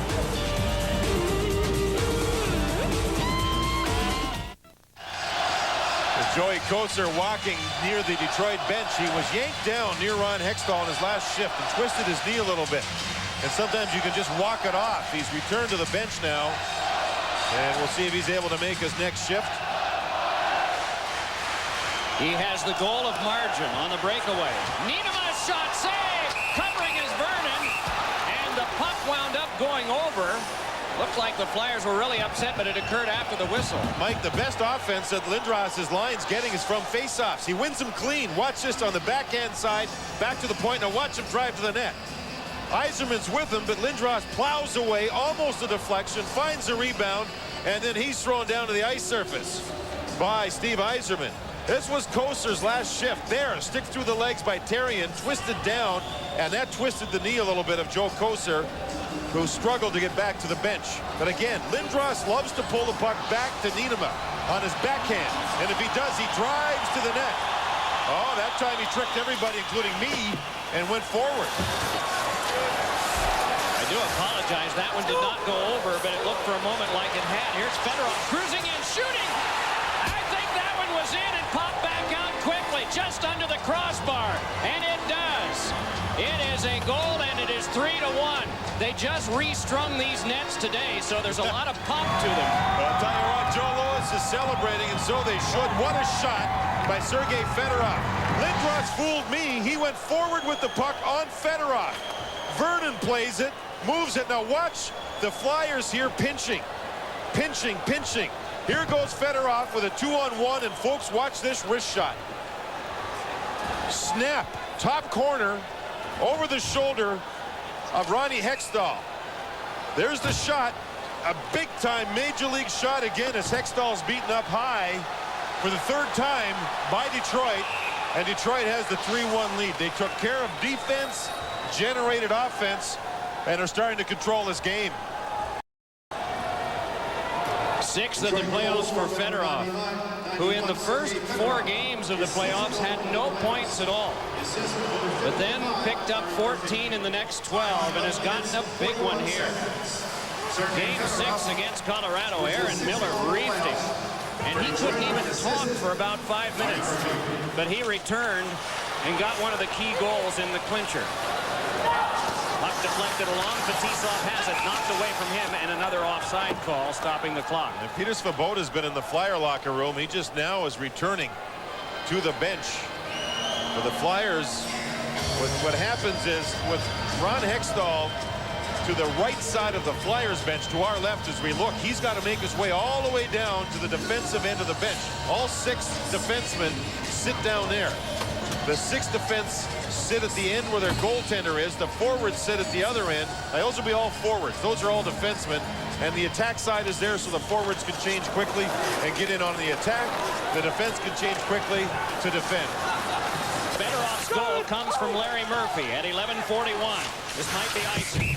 It is. And it'll come back near Mike Vernon. I'm sorry, Mike, just in watching this series to this point, time and space for the Flyers, they just don't have a lot of it. There's one of the fine, fine young players, Chris Therrien, leads all players with plus-minus in the NHL throughout the playoffs, a +16. another look at Svoboda. He can't go. He's gone back, so the Flyers are down a defenseman to 5. As Svoboda, you can see, was limping on that play. Joe Micheletti's got some info. Yeah, Peter Svoboda was hitting the right foot with the puck, JD, and having a difficult time. He went to the Flyers locker room once, returned. They're afraid to take the skate off because they're afraid of the possible swelling. He came back to the bench, found out he couldn't go, and now is back in the Flyer locker room again. Okay, Joe, thank you very much. Renberg on the wing with Rod Brindamore. Face-off controlled by the Red Wings. They get it to neutral ice. Larionov couldn't stop it, though. Once again, Lidstrom and Murphy, the two defensemen, they've been out there all game long, or most of it, against Eric Lindros. All right, now Brindamore's on the line with Lindros in place of Leclerc. Shanahan fed it by Larionov. Renberg with trouble. Coffey kicks it to him. Got it up the wall for Brindamore to start out with it. 7:13 left in the second. 3-1 in favor of Detroit.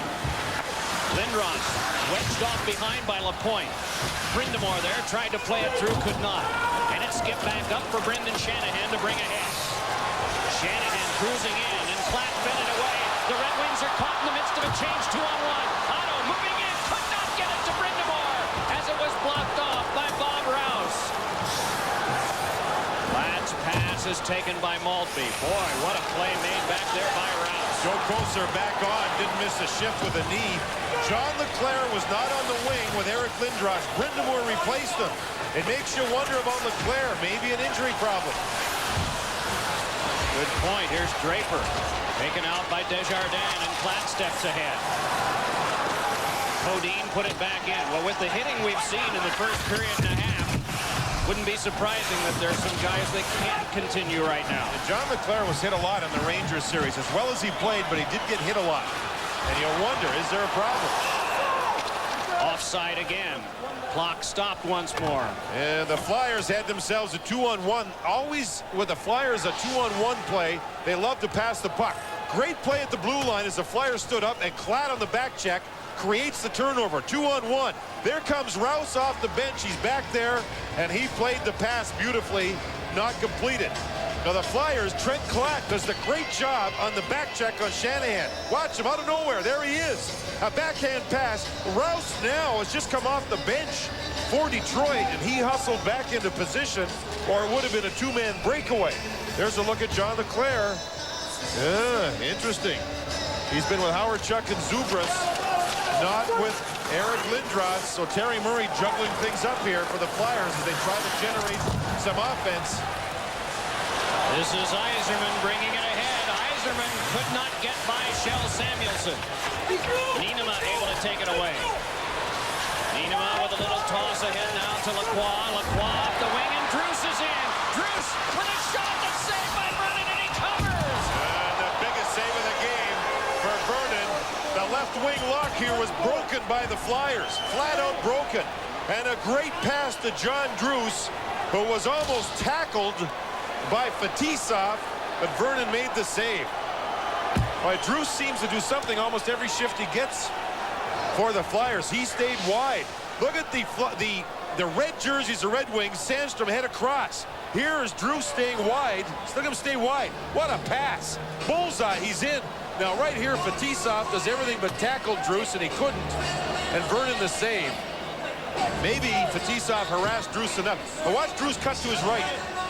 Get to the right, get open. There he goes, to his right, got open. He moves in. Fetisov knocked him a little bit off balance, and Vernon made the save. Oh, that's some play. Some play as the left wing lock was broken. Vernon stayed up, moved across, no hole through the legs, and Druce was stopped. Fourth line for the Flyers get the good scoring chance. Going to see some more time as things move on, too. You know, if John Leclerc is not hurt and has just been moved around to another line, does this represent the first significant blink in the series? Detroit changed their formation and lines going into this game. Flyers did not. However, Detroit has forced the Flyers to adjust things, to try and find a way to make it happen. And on the last play, I'll tell you what, Lacroix, a great pass to John Druce, and he moved in on the break. And Vernon made the big save. Now Lindros is out, Mike. He's on the right side with Lacroix. And Drews is over on the left side. So the Flyers are really juggling things up. Are they ever? Samuelson back on defense, working with Paul Coffey now. Samuelson tried to chip it through Sandstrom. That didn't work, and it's stalemated at the line.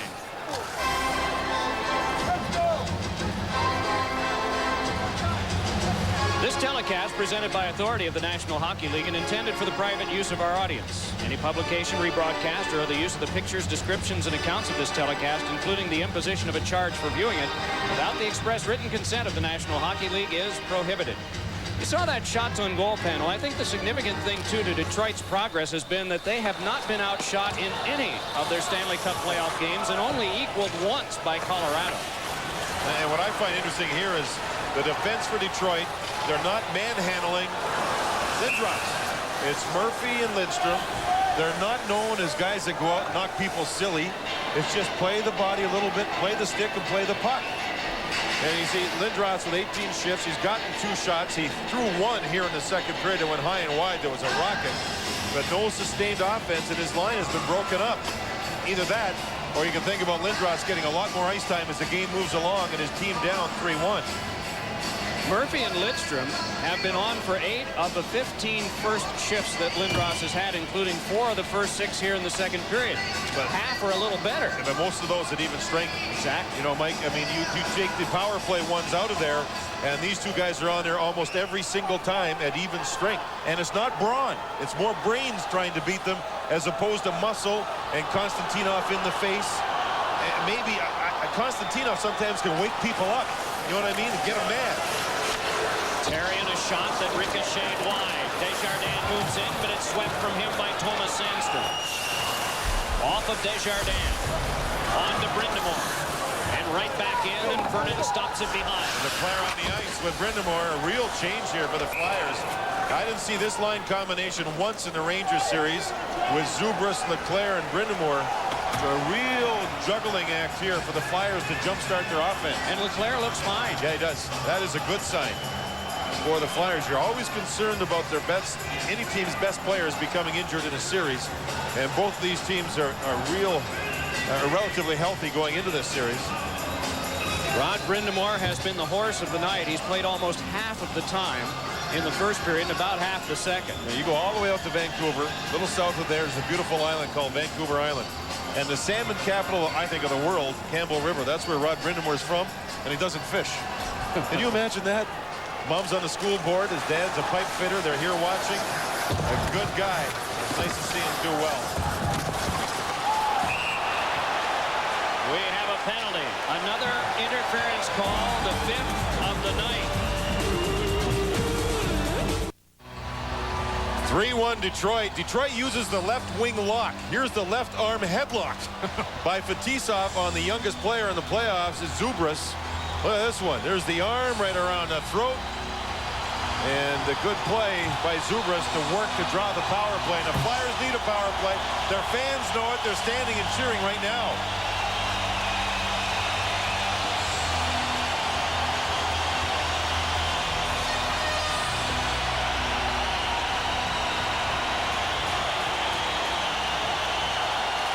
Lindros, Brind'Amour, and Leclerc up front. Puck back to Niinema, then to Brind'Amour again. For Niinema, hurries one in front, and it ricocheted off a skate.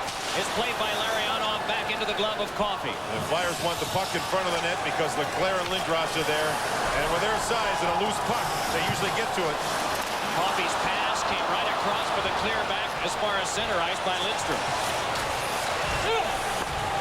Under 4.5 to play in the second.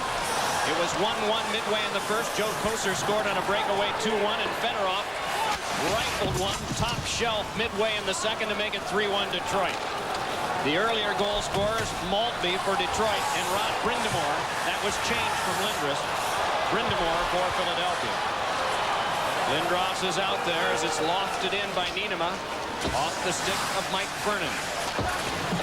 Dumped along the wall, but it took the Detroit bounce over for Draper. Second effort, he got it back to neutral ice.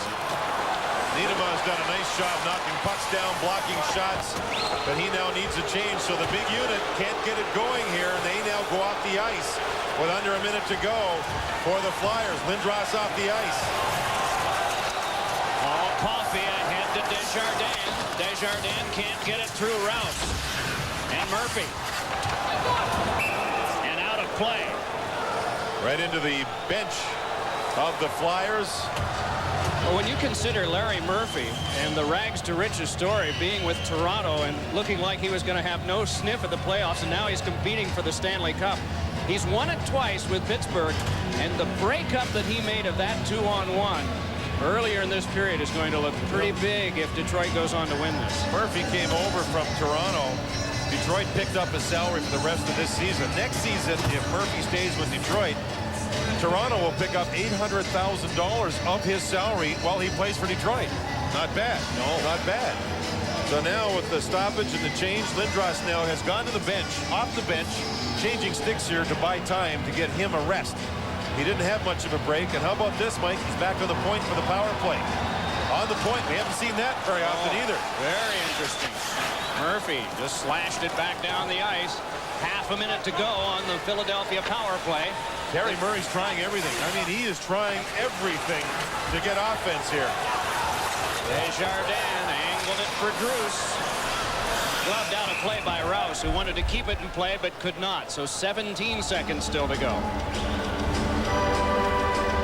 Garth Snow, the backup goaltender, started these playoffs because of a difficult final week for Ron Hextall in a couple of games against the Rangers and one against New Jersey. Then he had to be relieved. And it was Hextall, the elder, who came in. These guys are an awful lot alike. I think the one thing Snow reacted adamantly about the pull, well, maybe that's overstating a little bit. He was not happy with it, and that's how Ron Hextall would have acted 10 years ago. Yeah, exactly. So there's a difference in age, even though their styles, I think, are similar. Their size is similar. Well, they have a good relationship, Hextall and Snow, as does Mike Vernon along with Chris Osgood, the older goaltender, fatherly figure, doing a great job helping the younger goaltender learn the trade. Header off, just missed for Doug Brown. Brown now for Lindros. 2 seconds left on the penalty, and Fetisov is out. As on comes Renberg. Fed it across for Deska.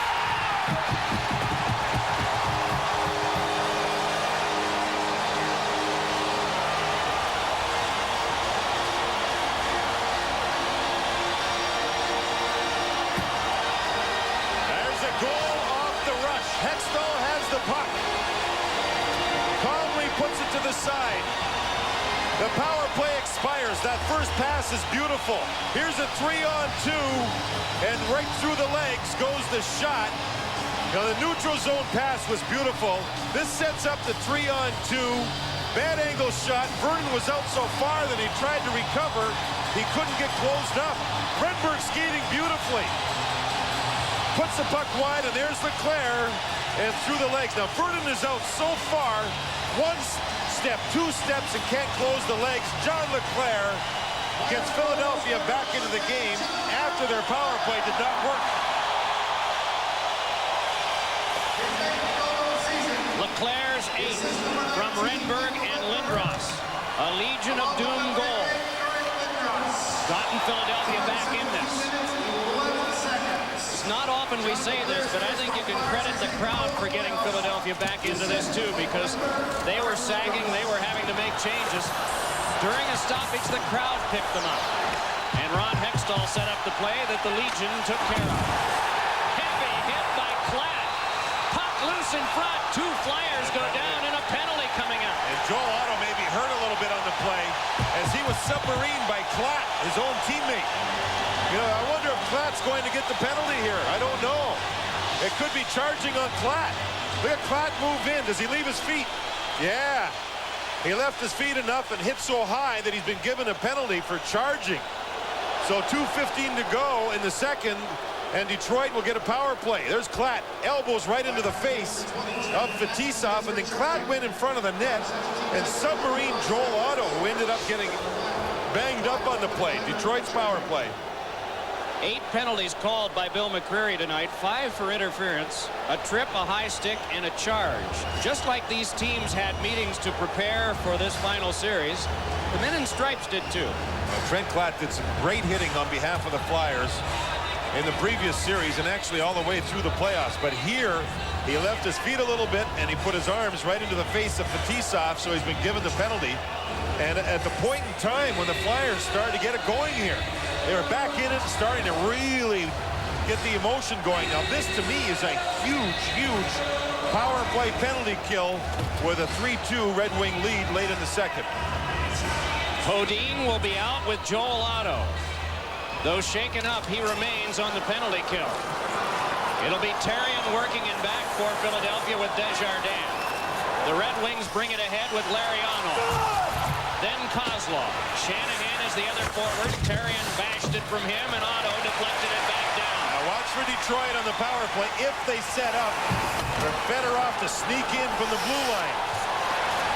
Kozlov with a shot that's turned away by Hextall and forced wide by Desjardins.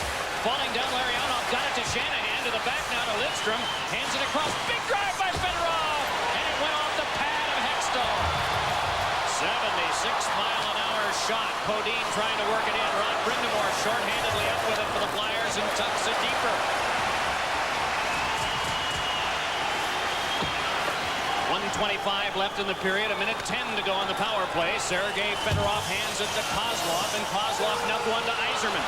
Yzerman swirling with it, trying to avoid the checking. It's swung by Druce, but right to Lidstrom. Chopped back down by Niederman.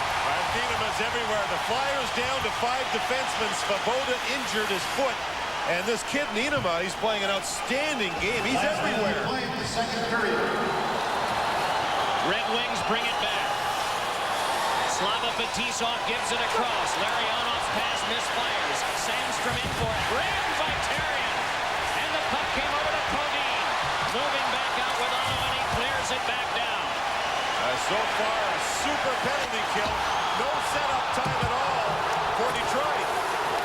Here's Yzerman walking it ahead to the last 17 of the power play. Yzerman put it behind. Niederman wrapped it back off.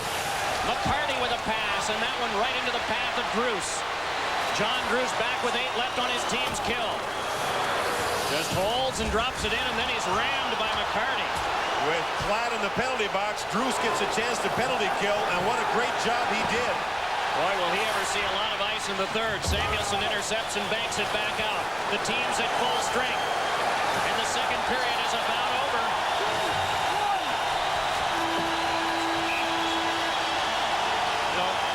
Eric Lindros earlier, who does not kill penalties very often, went into the locker room. Now, in the last game of the Rangers series, during the second intermission, he took an IV to get fluids back into his system. You wonder if it's happening again right here. The end of the second period. Boy, has this been good. Red Wings 3, Flyers 2. Stay tuned for the MasterCard $1 Million Shootout after these messages and a word from your local Fox station. Welcome back to Fox's coverage of the NHL Stanley Cup Finals, where a late Flyers goal in the second period of play has drawn them within one of the Red Wings 3-2. Right now, it's time now to head downstairs to the ice, where our own Joe Micheletti is standing by to drop the puck on the MasterCard $1 Million Stanley Cup shot. Joe? Okay, JB, thanks very much. Good evening, ladies and gentlemen. Fox and MasterCard welcome you to the MasterCard $1 Million Stanley Cup shot, where contestant Laura Wall from Anaheim, California will take a shot at the goal target from the red line for a chance to win $1 million. Now, 4 MasterCard cardholders were selected randomly to compete in a shoot-off, which took place on Thursday. Laura came away the winner, and Laura, yesterday you had a great practice. How do you feel in front of this great crowd? Actually, I feel pretty good. I feel loose, and I'm focused, and I'm rooting for the Flyers. Now, Laura had some help getting to this point, of course, and she was coached by one of hockey's all-time legends, the great number 4, Bobby Orr.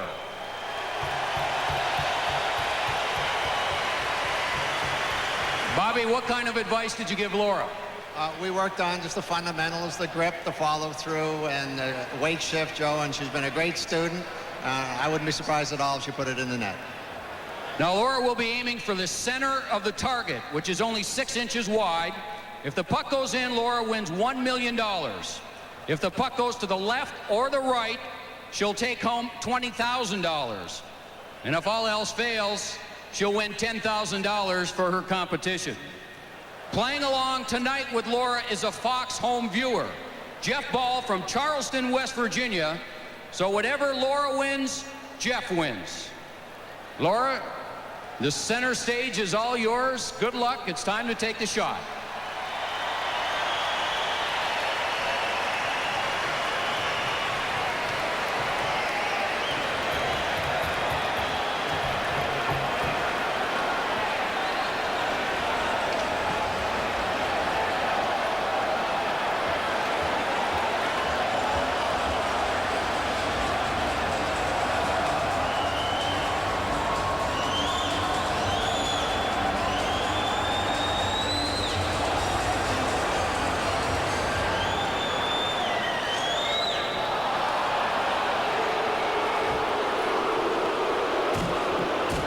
Not close enough, Laura. But Larry Flanagan from MasterCard is here to present you with a gold MasterCard worth $10,000. Congratulations from MasterCard. It's $10,000 MasterCard Gold Card. JB, that's the action from down here. Let's go back upstairs to you. All right, Joe, thank you very much. Time now for a break, but when we come back, Dave Maloney and I will break down what's happened so far in the second period of play as the quest for the cup continues right here on Fox.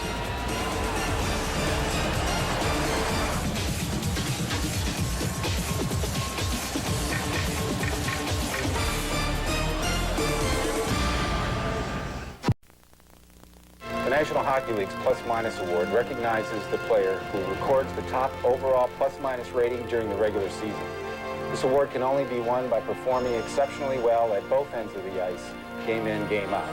Here to present this year's winner, John LeClair of the Philadelphia Flyers, is Tony Pontoro, our friend and partner from Anheuser-Busch. John, a plus 44 50-goal season is certainly impressive.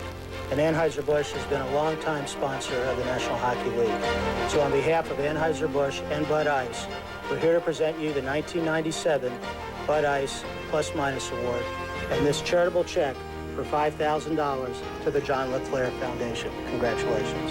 Thank you very much. I'd like to thank the Flyer organization and my teammates who without them this wouldn't be possible. I'd also like to thank Anheuser-Busch for their generous contribution to the John LeClair Foundation. This money would be greatly appreciated for youth charities throughout the state of Vermont. And it was a John LeClair goal that has brought the Flyers within one of the Red Wings 3-2. Let's take a look at the highlights and see exactly what happened. Sergei Fedorov, you talk about Detroit's speed. He epitomizes it, but this is in the first period. Fundamentally, folks, that puck's got to go up the boards. Where does it go? Through the middle. Finds Joey Kocur right there. Kocur, nice little backhand top shelf. Started the season in the beer league. Gets his first Stanley Cup final goal, Joe Kocur. Now, 55, Murphy makes this play. He creates an option that Hextall has to worry about. Who scores? Sergei Fedorov. Through the blue line with power and speed, Renberg opens up a gap, finds John LeClair through the 5-hole, and that goal, folks, brought the emotion of the crowd back into the building. All right, Detroit has played well. We'll find out. Can they keep it going in the third after this?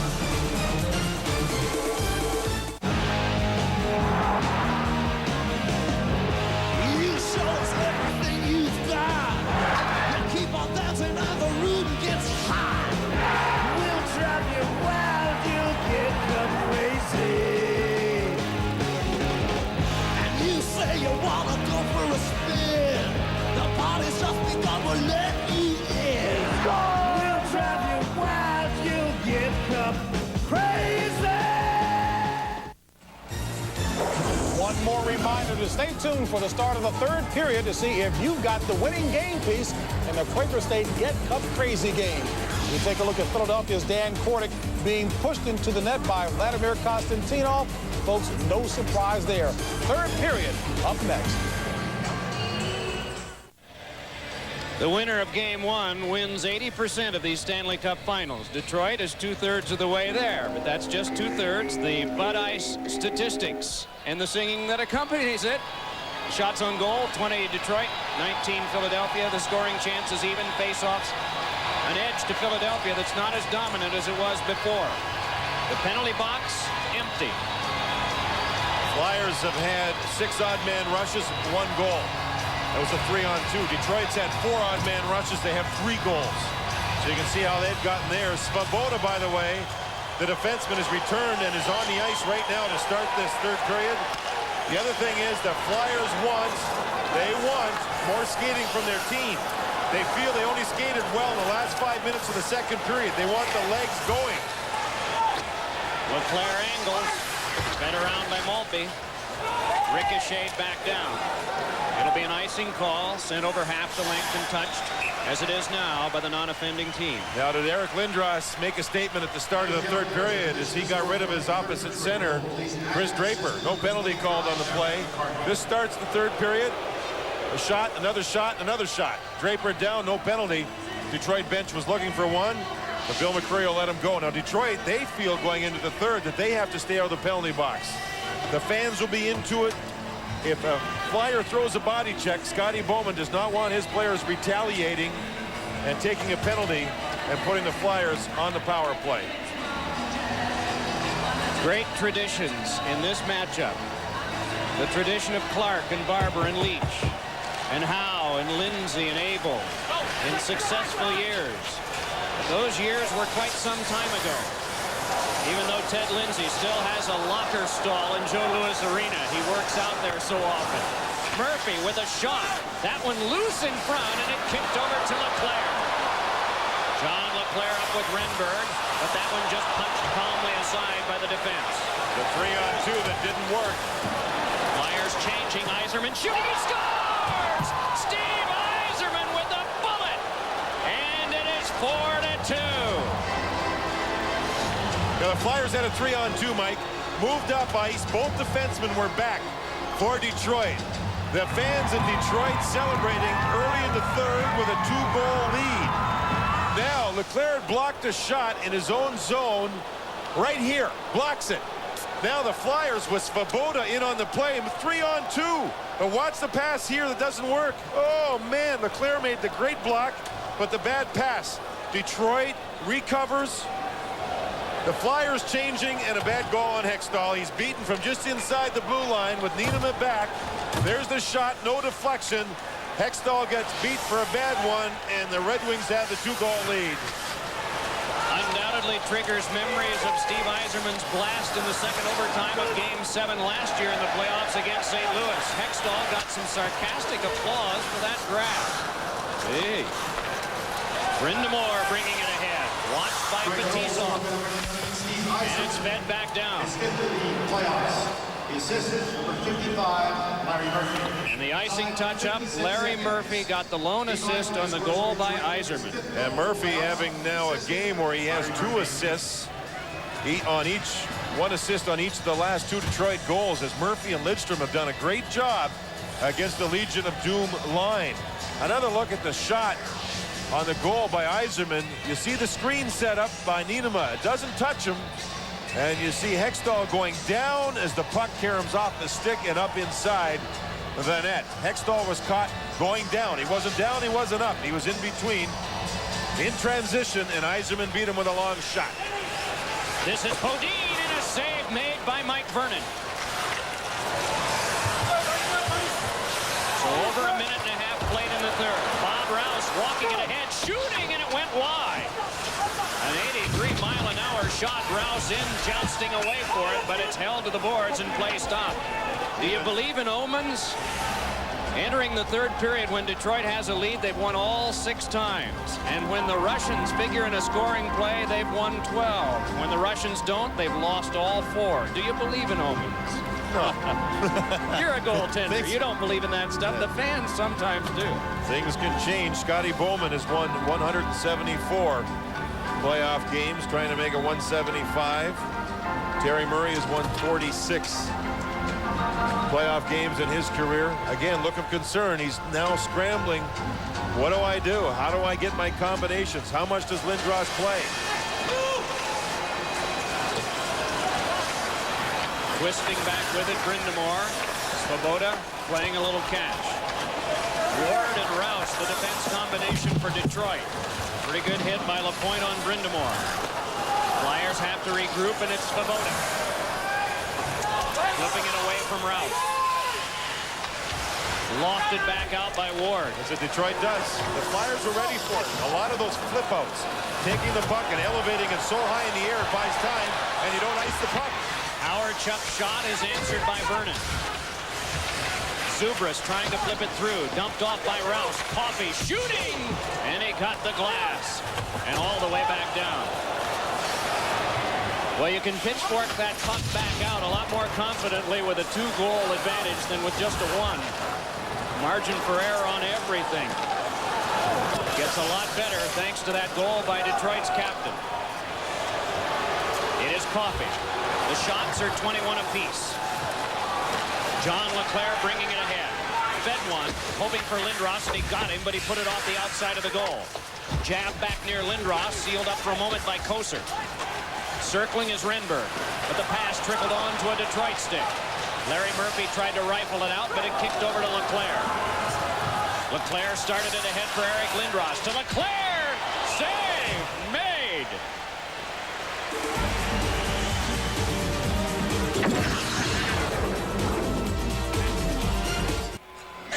.94 miles an hour on that LeClair shot. And Mike Vernon was in perfect position. It was a given goal. LeClair to Lindros, back to LeClair. A real quick release, and Mike Vernon makes a big save. See, there's LeClair on the puck. The give to Lindros, and the goal, now the puck back. A beautiful pass, and there's the slap shot from halfway between the blue line and the top of the circle. Vernon played out so far that the shot was only 24.5 feet that it had to travel, but Vernon had perfect position. That's a huge save. Konstantinov to Fetisov. Chipped around, but not out. The big boys are out for Philadelphia right now. That one squibbed away from Desjardins. Kordic and Lacroix and Therrien on defense with that hit on Sandstrom. They continue to rough it up on the boards, two-a-side battling, and play is stopped. And above the 4 men in a corner, Lacroix and McCarty were going at each other. Detroit's been very disciplined with only sending 2 men to the puck. Only 2 men in there. The third man is way back to help out the defense. This is on the forecheck. Now, if there's a setup where Philadelphia wants to come out of the zone after they set up behind the net, that's when the Red Wings use that Vame system we're talking about, the left wing lock. So Philadelphia have to win a puck battle in their own zone, and then they have to move up the ice to get through 3 people. Where did that left wing lock come from? Czechoslovakia. When it was Czechoslovakia, it's now the Czech Republic years ago. Not Russia. A lot of people think it was the Russian system. The Russian system is center iceman back.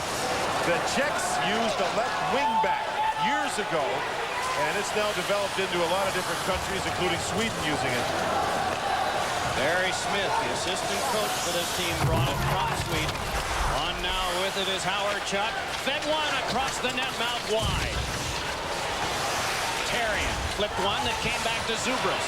Off the wall for Desjardins. Fed one, high screamer on the wrist shot that was off the glass. Therrien cranked it well wide, and it hopped away from Howard Chuck. Taken by Thomas Sandstrom. Off Yzerman's stick, rammed by Nienema. And still they battle. It came to Fetisov, then across to Konstantinov. And back in. So nearly 4.5 minutes played in the third period. The big event of the period, a slap shot by Steve Yzerman off Ron Hextall and in from about 60 feet. Murphy assisted at 56 seconds, and Detroit got a 2-goal lead. Hextall sets and Nienema there. Nearly wrapped up from behind by Brown. It's swept back over for a drop. But Detroit with good coverage, though it's knocked away for a play to be made by Otto. Hung up at the line, but followed through on. There's just no room. No room for the Flyers. Get your hands up, Woody! Save made by Vernon on the shot from Podine. Kozlov scaled it back down, and there'll be another icing stoppage of play. Yeah, this is where Philadelphia might get some offense in winning a face-off quickly in the Detroit zone, something that Eric Lindros can do a lot of, which could lead to offense. Barry Smith, the guy we mentioned, will be involved in picking the Swedish Olympic team for Nagano in '98. You know, one player he really wants on the team is Renberg, who's playing in this game on the Legion of Doom line. He didn't play in the World Cup this last fall, and he'll certainly help the Olympic squad for Sweden. Well, hopefully that ankle of his will be healed by then. You know, he showed me yesterday the inside of his left ankle. It's like he's got a golf ball taped to it from the inflammation. They call it skate bite. It skates and tightens so much that has caused inflammation and swelling, and at the end of the playoffs, he'll have surgery to correct it. There's that offense and the possibility of it. Shanahan with a great block. Lindros won the draw. The shot was blocked. 4 shots to 1, Philadelphia in the period. But the one by the Red Wings is the one that went in and gave them the 2-goal cushion. I'll tell you, it's amazing to see Renberg skate this well with that big swelling and inflammation alongside of his ankles. This one chopped ahead, and Shanahan just helps it further, comes obediently to the bench on a change of lines. It's angled back for Larry Murphy. Angled over for Lapointe. Martin Lapointe. Larionov to Lapointe, and a rising shot got the glass. Now Niederman. Had to play because of Maltby. Lindros with a club move on Fetisov and a second one. Yeah, when a Flyer gets a puck, there's a Red Wing right there. So there's just no space and no time. And the Flyers can't skate the puck. It's what happened to Colorado in the last round. Now, we talked about Flyers' best chance for offense, maybe winning a faceoff. But watch Shanahan get out to block the shot. We'll roll it, and it will stop it. Now, you stop it there. You saw the clean win. Lindros is going to the net, but the man down there is Shanahan. His teammate got out to block the shot. Great job. There he is. Lindros wins it clean, but no clean shot because Shanahan battled out there. Offensive zone faceoffs for the Flyers. They've won 12 of 20. Now here's another one. Brind'Amour can win the draw clean back to Niederman, but watch and see if he does, if the shot gets through, if Draper gets beat. It's to the wall, and Zubras chopped at, but right to Draper. Angled back off, but kept by Niederman. Then on to Brind'Amour. Draper into him. Fetisov into Zubras. Konstantinov tested in the wall by Druce. No room. No room. Zubras, look at this young man. 18 years old, not even 19. And there he threw down 39-year-old Slava Fetisov as this kid, who now has his brother in town, takes care of his family from the Eastern Bloc. And so now the faceoffs are really starting to mount here, Mike, in the third period in the Detroit zone. Detroit, any kind of trouble, they're icing the puck. Any kind of trouble, they're freezing it up for a draw. Now it'll be, I would think, Otto for the draw. Correction, is Howard Chuck playing center ice now on a shift. First time he's played center ice in this game on a line. We are seeing some changes from start to finish he's here. in place of Otto. Howard Chuck's way more offensive than Otto.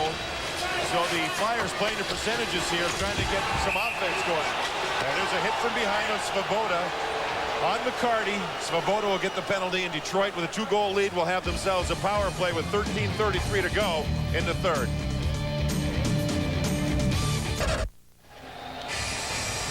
Detroit power play. They're 0 for 3, 5 shots. Svoboda sits. A cross-check from behind in the offensive zone. That hurts his club. Now, Fedorov's not playing the point here, Mike. Detroit has a 2-goal lead in the third period. They want defensemen on the blue line, not a forward. Well, they have defenseman. Larry Murphy handles it now. It's handed back over for Kozlov. The other defenseman is Lidstrom. Larionov just looking things over.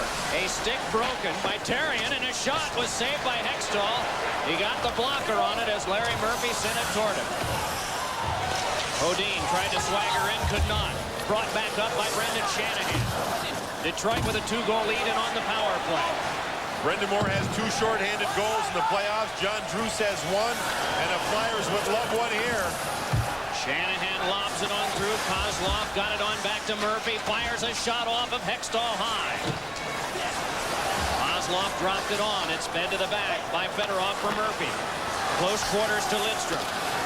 Cut off by Trent Klatt. And sent back down by Brind'Amour. Trent Klatt took away the passing the passing lane. Terry Murray talked about Detroit with diagonal passes on the power play. He wants his penalty killers to get the sticks in the passing lane, and Trent Klatt, he did just that. This is Fedorov. Fed it in front, away from Yzerman, but to Lapointe. Banged it back off for Yzerman. No one in front yet, and it went off his stick. Fedorov pointed it on back for Slava Fetisov. Fedorov again, in deep. Yzerman out front, and a shot, and the rebound was blocked down. Boy, just the walk right in by Yzerman, and a big shot is blocked away by Desjardins. Yzerman again with it. Dealt it on in for Lapointe.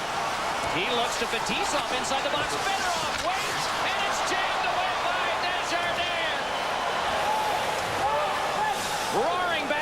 shift change now. Konstantinov's shot is called back on an offside. And the Flyers making him notice that he took the shot on the whistle. Flyers didn't like that. Oh, Detroit now playing Fedorov up front on the power play, so they don't take a chance defensively with a 2-goal lead. Look at Fedorov here. He's waiting. And the Flyers will get caught chasing on this side of the ice. Fedorov will find the lane and get open. Look at him. He wants the puck. He finds the lane. He moves. There it is. Doesn't shoot it as Hextall challenged him. And then the pass across did not work. Wow. Now Detroit earlier. Here's Yzerman moving in 2-on-1. Pass across. The puck does not settle for LaPointe on the far side with Hextall down. Detroit very close on their power play. Only 2 seconds to go now for Peter Svoboda in the box. 11:35. Svoboda released. The teams are back at full strength. Philadelphia down by 2 as Coffey gets it along for Shell Samuelson. From the glass, it came to Draper.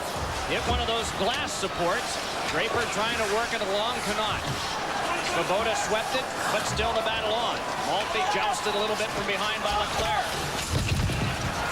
Now Lindros fires it back down. Leclerc got there, so no icing. Leclerc trying to fight his way, but can't. The Red Wings outman, but it's off one of those glass supports again. Lidstrom brings it ahead. Larry Murphy walks it further and lobs it in deep. Shift change, Detroit. Philadelphia already has. Lindros now, second half of his shift, seeing Konstantinov and Fetisov, not Murphy, as a 2-line pass, and that squashes the offense again for the Flyers. Not a lot of activity in that crowd, you see. But back in Detroit, they've been watching this on Joe Vision, and they're pretty happy. That's a live picture. 20,291 here. They've been averaging around 11,000 to watch. And here's Shanahan, a shot save made by Hextall right off the face-off. A splendid Detroit chance. And a splendid save by Ron Hextall as he keeps his team alive with 10.5 minutes to go in the third. LaPointe nubbed it ahead. Larionov a shot, and that deflected wide. Therrien wrapped up from behind. But it's helped back out again for a Flyer rush. Rod Brindamore bringing it on. Gives over to Druce. But lost off his stick. They work it in deep. Fetisov punched it off Druce's stick to neutral ice. Larionov jostled off by Niinema. Off of Zubras. And deep. Halfway through the third period.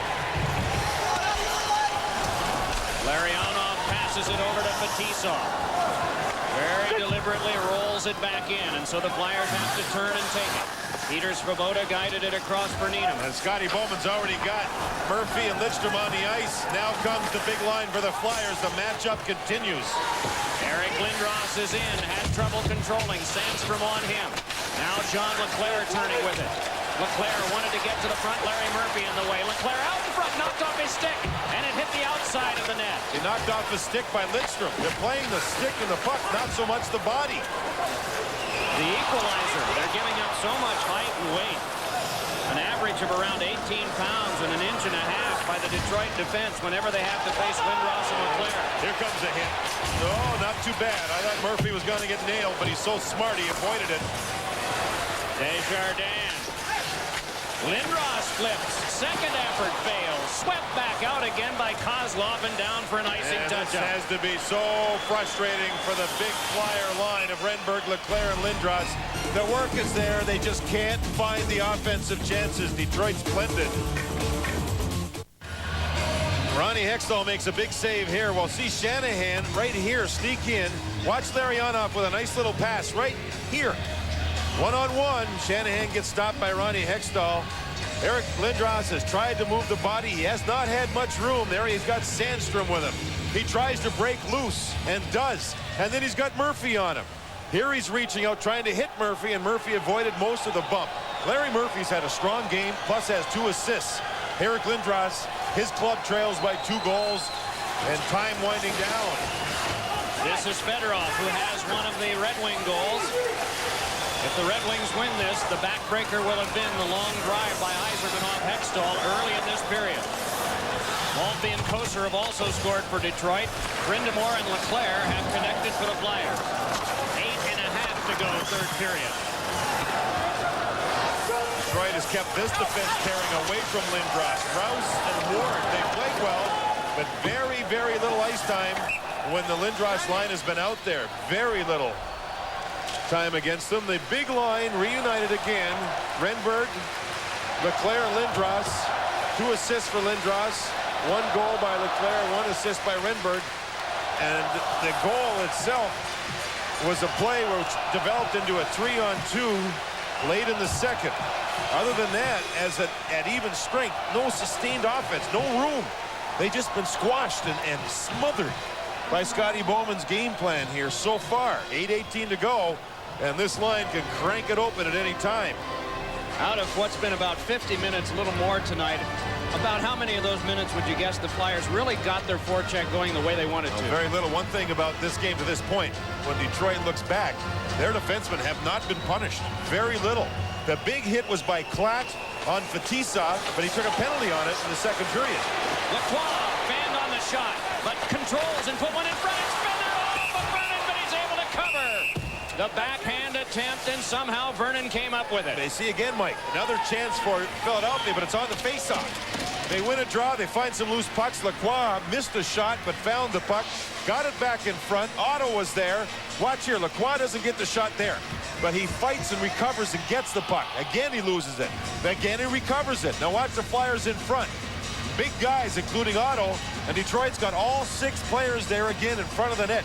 They're collapsing so low around Mike Vernon. All the Red Wings are there, and Vernon's able to hang on to it. Look at Fetisov on Otto. Konstantinov, so they're all there. Another face-off. From the tie-up, Joe Kocur brings it out. Kocur pestered, got it across to Chris Draper, who lobbed it back. Yzerman, having won the face-off, has come to the bench. The changing continues. Draper got out of the way of most of the hit coming from Coffey. Joel Otto has to get help. Desjardins provides it. 7:45 to go third period, and the Flyers need 2, and they have to keep Detroit off the board further. Brindamore, and that one ricocheted and out of play near the Detroit bench. Konstantinov and Lindros meet up here because Lindros is being double shifted. Look at the space and the time. Every time a Flyer is near the puck, there's just no room. No room. You've got to earn the room. You try to do it with quickness. And there's one of the few times where those 2 players have matched up in this game. Who would have thought it would have been Lidstrom and Murphy spending so much time? We were all thinking Konstantinov, as often as he can be out there, he'll be out there. Well, it's been 2/3 of the time the other way. Detroit threw us a curve, and the idea, I guess, is not to get Lindros mad and be in his face and cause that type of game. And basically, they just played the puck, played his stick, and not giving him any room to this point for the big guy. Lidstrom scaled it back down. There'll be no icing on this one. The shots in the period are 6-4. Flyers 25-24 in the game. Meaningless now because the Flyers trail by 2. Leclaire jams one. Aaron Ward came up with it. And the rookie out of the University of Michigan just lobbed it back down. Now Therrien again. Murphy. And again, the Flyers must recoil. And Lindros is coming on the ice every second shift. Every second shift now here in the third, he's on the ice. Larry Murphy again. Murphy jammed it on, but it's Zubras. Nice move to shake some checking. Coffey, but it could not be finessed through by Leclaire. Tries again. 3rd time, and he put it in on goal from center ice. Vernon angled it back. Yzerman just laid it back out again, and then he was smeared by Lindros. Yzerman slow to get up, comes to the bench. Meanwhile, Coffey is back. Then Lindros. Across for a shot by Svoboda that went off a leg. Now Renberg behind for Lindros again. Duels with Fetisov. Lindros nearly ran into Leclaire. Not much room there with 4 bodies behind the net. Paul Coffey kept it alive. Renberg with a little trouble, flipping it, but Fetisov there. Fetisov nearly outmanned, but it's ripped back off. Renberg threw it behind. Lindros battling for it there. Fetisov won that battle, gets it back again, got it onto Fedorov, scaled off the glass, and threw Coffey and down. And all of that time, 4 ticks off the clock. Every time Detroit comes up the boards, the Flyer defense now will pinch and try and keep it in. They've got to try to keep plays alive. Lindros across! Oh, and I tell you, Mike, I honestly thought Lindros would shoot. He made a pass across to Klatt, who took a stride, then the shot, and a 2-on-1 save by Mike Vernon, just a gigantic save. 2-on-1, here it is. Klatt's on the far side, Vernon takes 2 strides, and the save is made. Oh. Remember in the second period, Vernon couldn't take 2 strides because Leclerc shot and scored. Watch Vernon. 1 step, 2 steps, it took Klatt too long to shoot. And by the time he shot, there was Mike Vernon, glove extended, the save of the game in the catcher's mitt. The save of the game so far. Vernon, 1 stride, 2 strides, glove out, there it is, as he robs Trent Klatt. Not a goal scorer, but he got into position and was flat out robbed, the save of the game. What a wonderful look at it, especially that last one, because it was headed in until Vernon had the glove out. Chipped by LaPointe and read by Terrien. The big defenseman flops it back in. Bob Rouse with it. Bob Rouse, who broke up a 2-on-1 that the Flyers had when the score was closer in the second. Hit by Konstantinov on Klatt. Oh, baby, did he hit him. Klatt is shaking a little bit. He's a little woozy. Konstantinov now is throwing the hit of the game. Klatt threw one earlier on Fetisov and took a penalty. This time Klatt will cut to the middle and shoulder into the chest, and man, did he catch him. He's a big hitter, 11th rounder. Oh, there's a collision and a clean one, and Klatt was a little woozy on the play. Back in '86 World Championships, Konstantinov played center ice, shut down Marcel Dion, the great Hall of Fame goal scorer in the series. But here in the NHL, he plays defense and throws big hits, and that was one right there. What a tribute paid to him by Ted Lindsay. Quote, he could play in any era. End of quote. You could say the same thing about Eric Lindros, too, couldn't you? Yeah, that's right. They both remind me a little bit about Gordie Howe. Off the face-off Spar, diving for it that time, and eventually getting help was Shanahan. LaPointe cleared it back. Leclerc allows it to go to Lindros, and he put it back in. Vernon behind. Dealt around, but there is Nienema. Renberg could not get it. Lifted off the glass. Now Leclerc up with it. Feeds it back to the point. Terrien there. Terrien wrists one. Spiked away by Murphy. Another attempt by Nienema fails. Lindros over. Locked up by Koser. Flyers are getting the puck deep a lot now. A lot of times. And here we have an icing again as Lindros is being held up by Joe Koser. Koser's trying to get a stick back. There's now a whistle for icing. And a linesman, Ray Scampanello, has to look way up to break him up. Oh, that's a live shot, and a few people are leaving. 4:37 left, and the home team down by 2. Game 2 on ESPN here Tuesday. At Joe Louis Arena, ESPN Thursday and June 7th. If necessary, back here on Fox June 10 and June 14 for a 7th game, sandwiched around Game 6 on ESPN at Detroit on June 12th. Gary Thorne and Billy Clement have a lot of fun doing those games. John Saunders and Barry Melrose and Command Center. If they have fun, guys. Yeah, if they have half as much as we've had watching all the hitting and the exciting plays, it'll be a picnic worth waiting for them too. 5 or 6 straight minutes of play deep in the Detroit zone as the Flyers press late. 4:20 to go. Yzerman breaks it up. It's McCarty to Yzerman in front, waiting, and a shot went off Hextall, and we get a stoppage of play. This time, a shot taken late by Fetisov that hit somebody well after the whistle. Well after the whistle. And that's brought really the first scrum of the hockey game. The first one where everybody's in against each other. The very first time. A late shot. I believe it was Fetisov that hit somebody. And that's created some animosity. Tell you what, Ronnie Hextall, I think, made a big save here. He has allowed a bad goal early in the third, but he's made a couple of saves as the period has moved along. Here's the turnover. Coffey can't get to it. Turned over as Maltby forced the play. Now, there's no shot right here, but watch Hextall go down, yet stay up with his chest. And then there, made the save with his foot. Quick whistle. And for some reason, Fetisov took the extra shot. He'll probably say he didn't hear the whistle, but he certainly did shoot the puck late, and that got everybody's attention. Ronnie Hextall made a fine save. to allow the Flyers to have any type of chance here yet. They're trailed by 2, 4-2 with 4:13 to go. Now, during the exchange, Eric Lindros had a problem with his helmet. Well, that'll have to be repaired or get a new one from the locker room or play without. Boy, he just changed helmets earlier this year. He went to a different style. His brother retired because of concussions at a very young age. The newer Bauer helmets got a lot more padding and a lot more protection.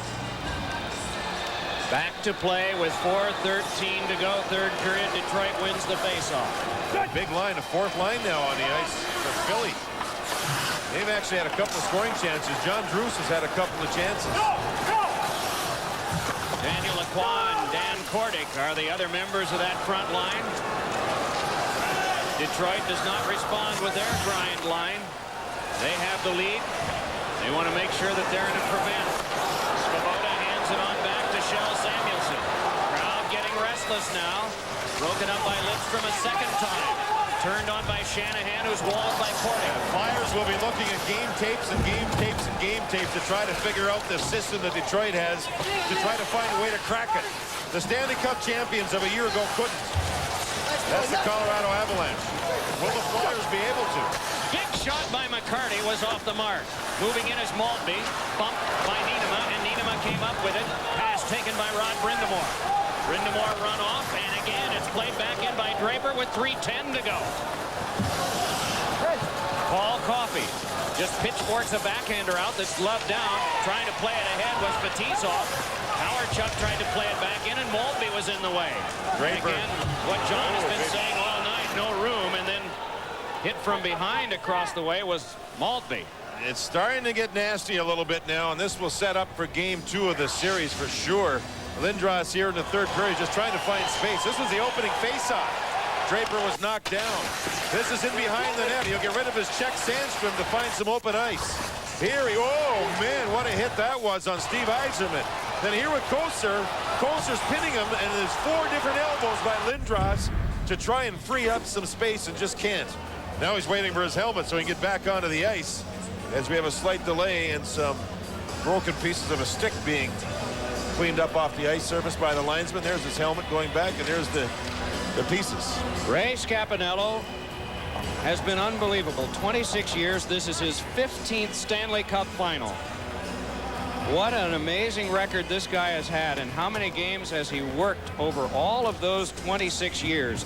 2019 and 329 playoff games. He's got a cleanup job to do because of that. Crosscheck to the back of Fetisov, breaking the stick of Brind'Amour and the stoppage. Tonight's game 1 of the 1997 Stanley Cup Finals, produced by Richard Zients, directed by Sandy Grossman. Pre-game show and intermissions produced by Nancy Bernstein and directed by Artie Kempner. Thanks also to technical producer Dean Walker and the outstanding Fox technical staff. Senior producer of Fox Sports is Bill Brown. The executive producers Ed Gorin and David Hill. And special thoughts to Bob Siderman, who is sidelined from our crew, but we will look forward to his return. All the best to him from all of us here in Philadelphia. So it is off the stick of Vernon. Vernon didn't handle the puck there, Mike. That cost a big hit on one of his defensemen. It's swept along, and Yzerman chipped it back out. Taken now by Svoboda and cranked back in, but it caught a teammate in early, and so an offside. You know, Mike Vernon, I think, has really handled the puck well. It's not his strength. Glenn Hall, the former, maybe the greatest goaltender of all time, coached Mike Vernon in Calgary. He said, Mike, don't handle the puck too much. Just don't. Stay in the net. But here in this game, you'll see here, has trouble with the puck. Watch him slam a stick on the ice. There, he's upset because Murphy gets hit. He didn't handle the puck well to set it up for Murphy. But I really think overall, with the Flyers dumping the puck in, Vernon has handed it off like a quarterback to a running back in football. He's handed the puck off real well. Svoboda tried to put it in front, and Lidstrom with the kneeling block. Out in front again, and Larry Murphy up with it. And again, it's angled back out. It's interesting, too. These Detroit forwards are just jumping right in front of Mike Vernon, not worried about the Flyer defenseman. And it's like a trap in front of Vernon's net. My goodness, Lindros pretty well had Konstantinov skewered. And took a penalty doing it. A roughing call. Lindros goes to the box with 2:12 to go in this third period in Detroit with a 2-goal lead. Oh, another offensive zone penalty frustrating penalty for the Flyers. Lindros with a stick misses the body of Konstantinov, but got the jersey. Now watch Konstantinov holding the stick of Lindros. It's a love tap. Lindros has a stick held, a love tap to the jaw, but Lindros took the penalty. A one-man advantage, a two-goal lead. The Rough at 17:48, just 2:12 to go. And some of the hopeful 20,000 plus, 20,291 are starting to leave. We mentioned earlier, about 4 out of every 5 is won by the winner of game 1. But boy, I think game 2 is the game that means so much, especially to Philadelphia now. Because if they don't win this one, and it's a problem Bob Clark has seen in his time as a player as well as an executive, if they don't win this one, they have to win the next one. Otherwise, that means they'd have to win 4 out of 5, including 3 games at Joe Louis Arena in Detroit. But that's an if. The Flyers are down by 2 and shorthanded by a man with 2:12 to go. Oh, they'll come back and battle in game 2 of this series. It'll be desperation time. If they don't come back and win this thing, it'll be desperation time. The Flyers will play hard. They've got to break the system. It's something they just have to do. They also gave up 3 goals with odd man rushes against. The other goal was a long shot by Yzerman, which really hurt the Flyers here early. Larionov in front on. LaPointe was stoned by Hextall. Or it would be a 3-goal lead. Fetisov holding it now. Then over to Konstantinov. To Larionov. In front of the net, taking some punishment, is LaPointe. It's fed along for a shot by Shanahan. Stopped and covered by Hextall. LaPointe will go to the front of that and take all kinds of attention, and that opens up the ice for Shanahan, who will move around and face the passer. That time he had a great chance for a good shot, but he didn't get the good shot. He flat out missed it. And it was an easy save for Hextall. Before that, though, LaPointe was robbed with the turnover again, the pass across, and watch LaPointe take the shot, and Hextall got across and robbed him. Hextall's had a good third period other than the bad goal early. Now LaPointe will get attention here, and he'll want the attention to open up the ice. And as this is happening, Shanahan will find open ice, and then he gets the weak shot. Big shot by Lindstrom is saved by Hextall, and Rod Brindamore brings it out. 1 minute, 20 seconds to go. Flyers still shorthanded for 1:07. Rushing in is Yzerman. Yzerman a shot. Pad stop Hextall. Lifted along by Leclerc. The Red Wings will drop back. Down to the last minute 5. Boy, your thoughts turn to that lightning-like glove of Mike Vernon. Stopping a 2-on-1. What a play. If you see that one going in, then it's an altogether different game. That was a catching glove save on Platt. Trent Platt moved in with Lindros. Lindros set him up beautifully. Platt took a little bit too much time to shoot. Vernon got across and made the save of the game, in my opinion. 26 left on the power play. And it's all begun. Eric Desjardins plays it on to Svoboda. Tipped along further. Sent along further by Rouse. Svoboda drops back. 6 left on the Lindros minor. 16 left in regulation. Draper starting ahead. He's got Shanahan, but is double teamed and muscled out of the play. It's lifted back along. Lindros is out of the box. Leclerc on to him with 5 left in the tilt. And the Detroit Red Wings have won game 1 of the Stanley Cup Finals by a score of 4-2 and a little extra after the horn. And some frustration with the big man Eric Lindros. Detroit comes into this game with a good game plan, executed all the way through. Larry Murphy and Nicholas Lidstrom, the 2 defensemen, were outstanding. They played against Lindros at even strength all game long. Murphy had 2 assists. That defense pairing did the job. Our new Dodge player of the game is Larry Murphy.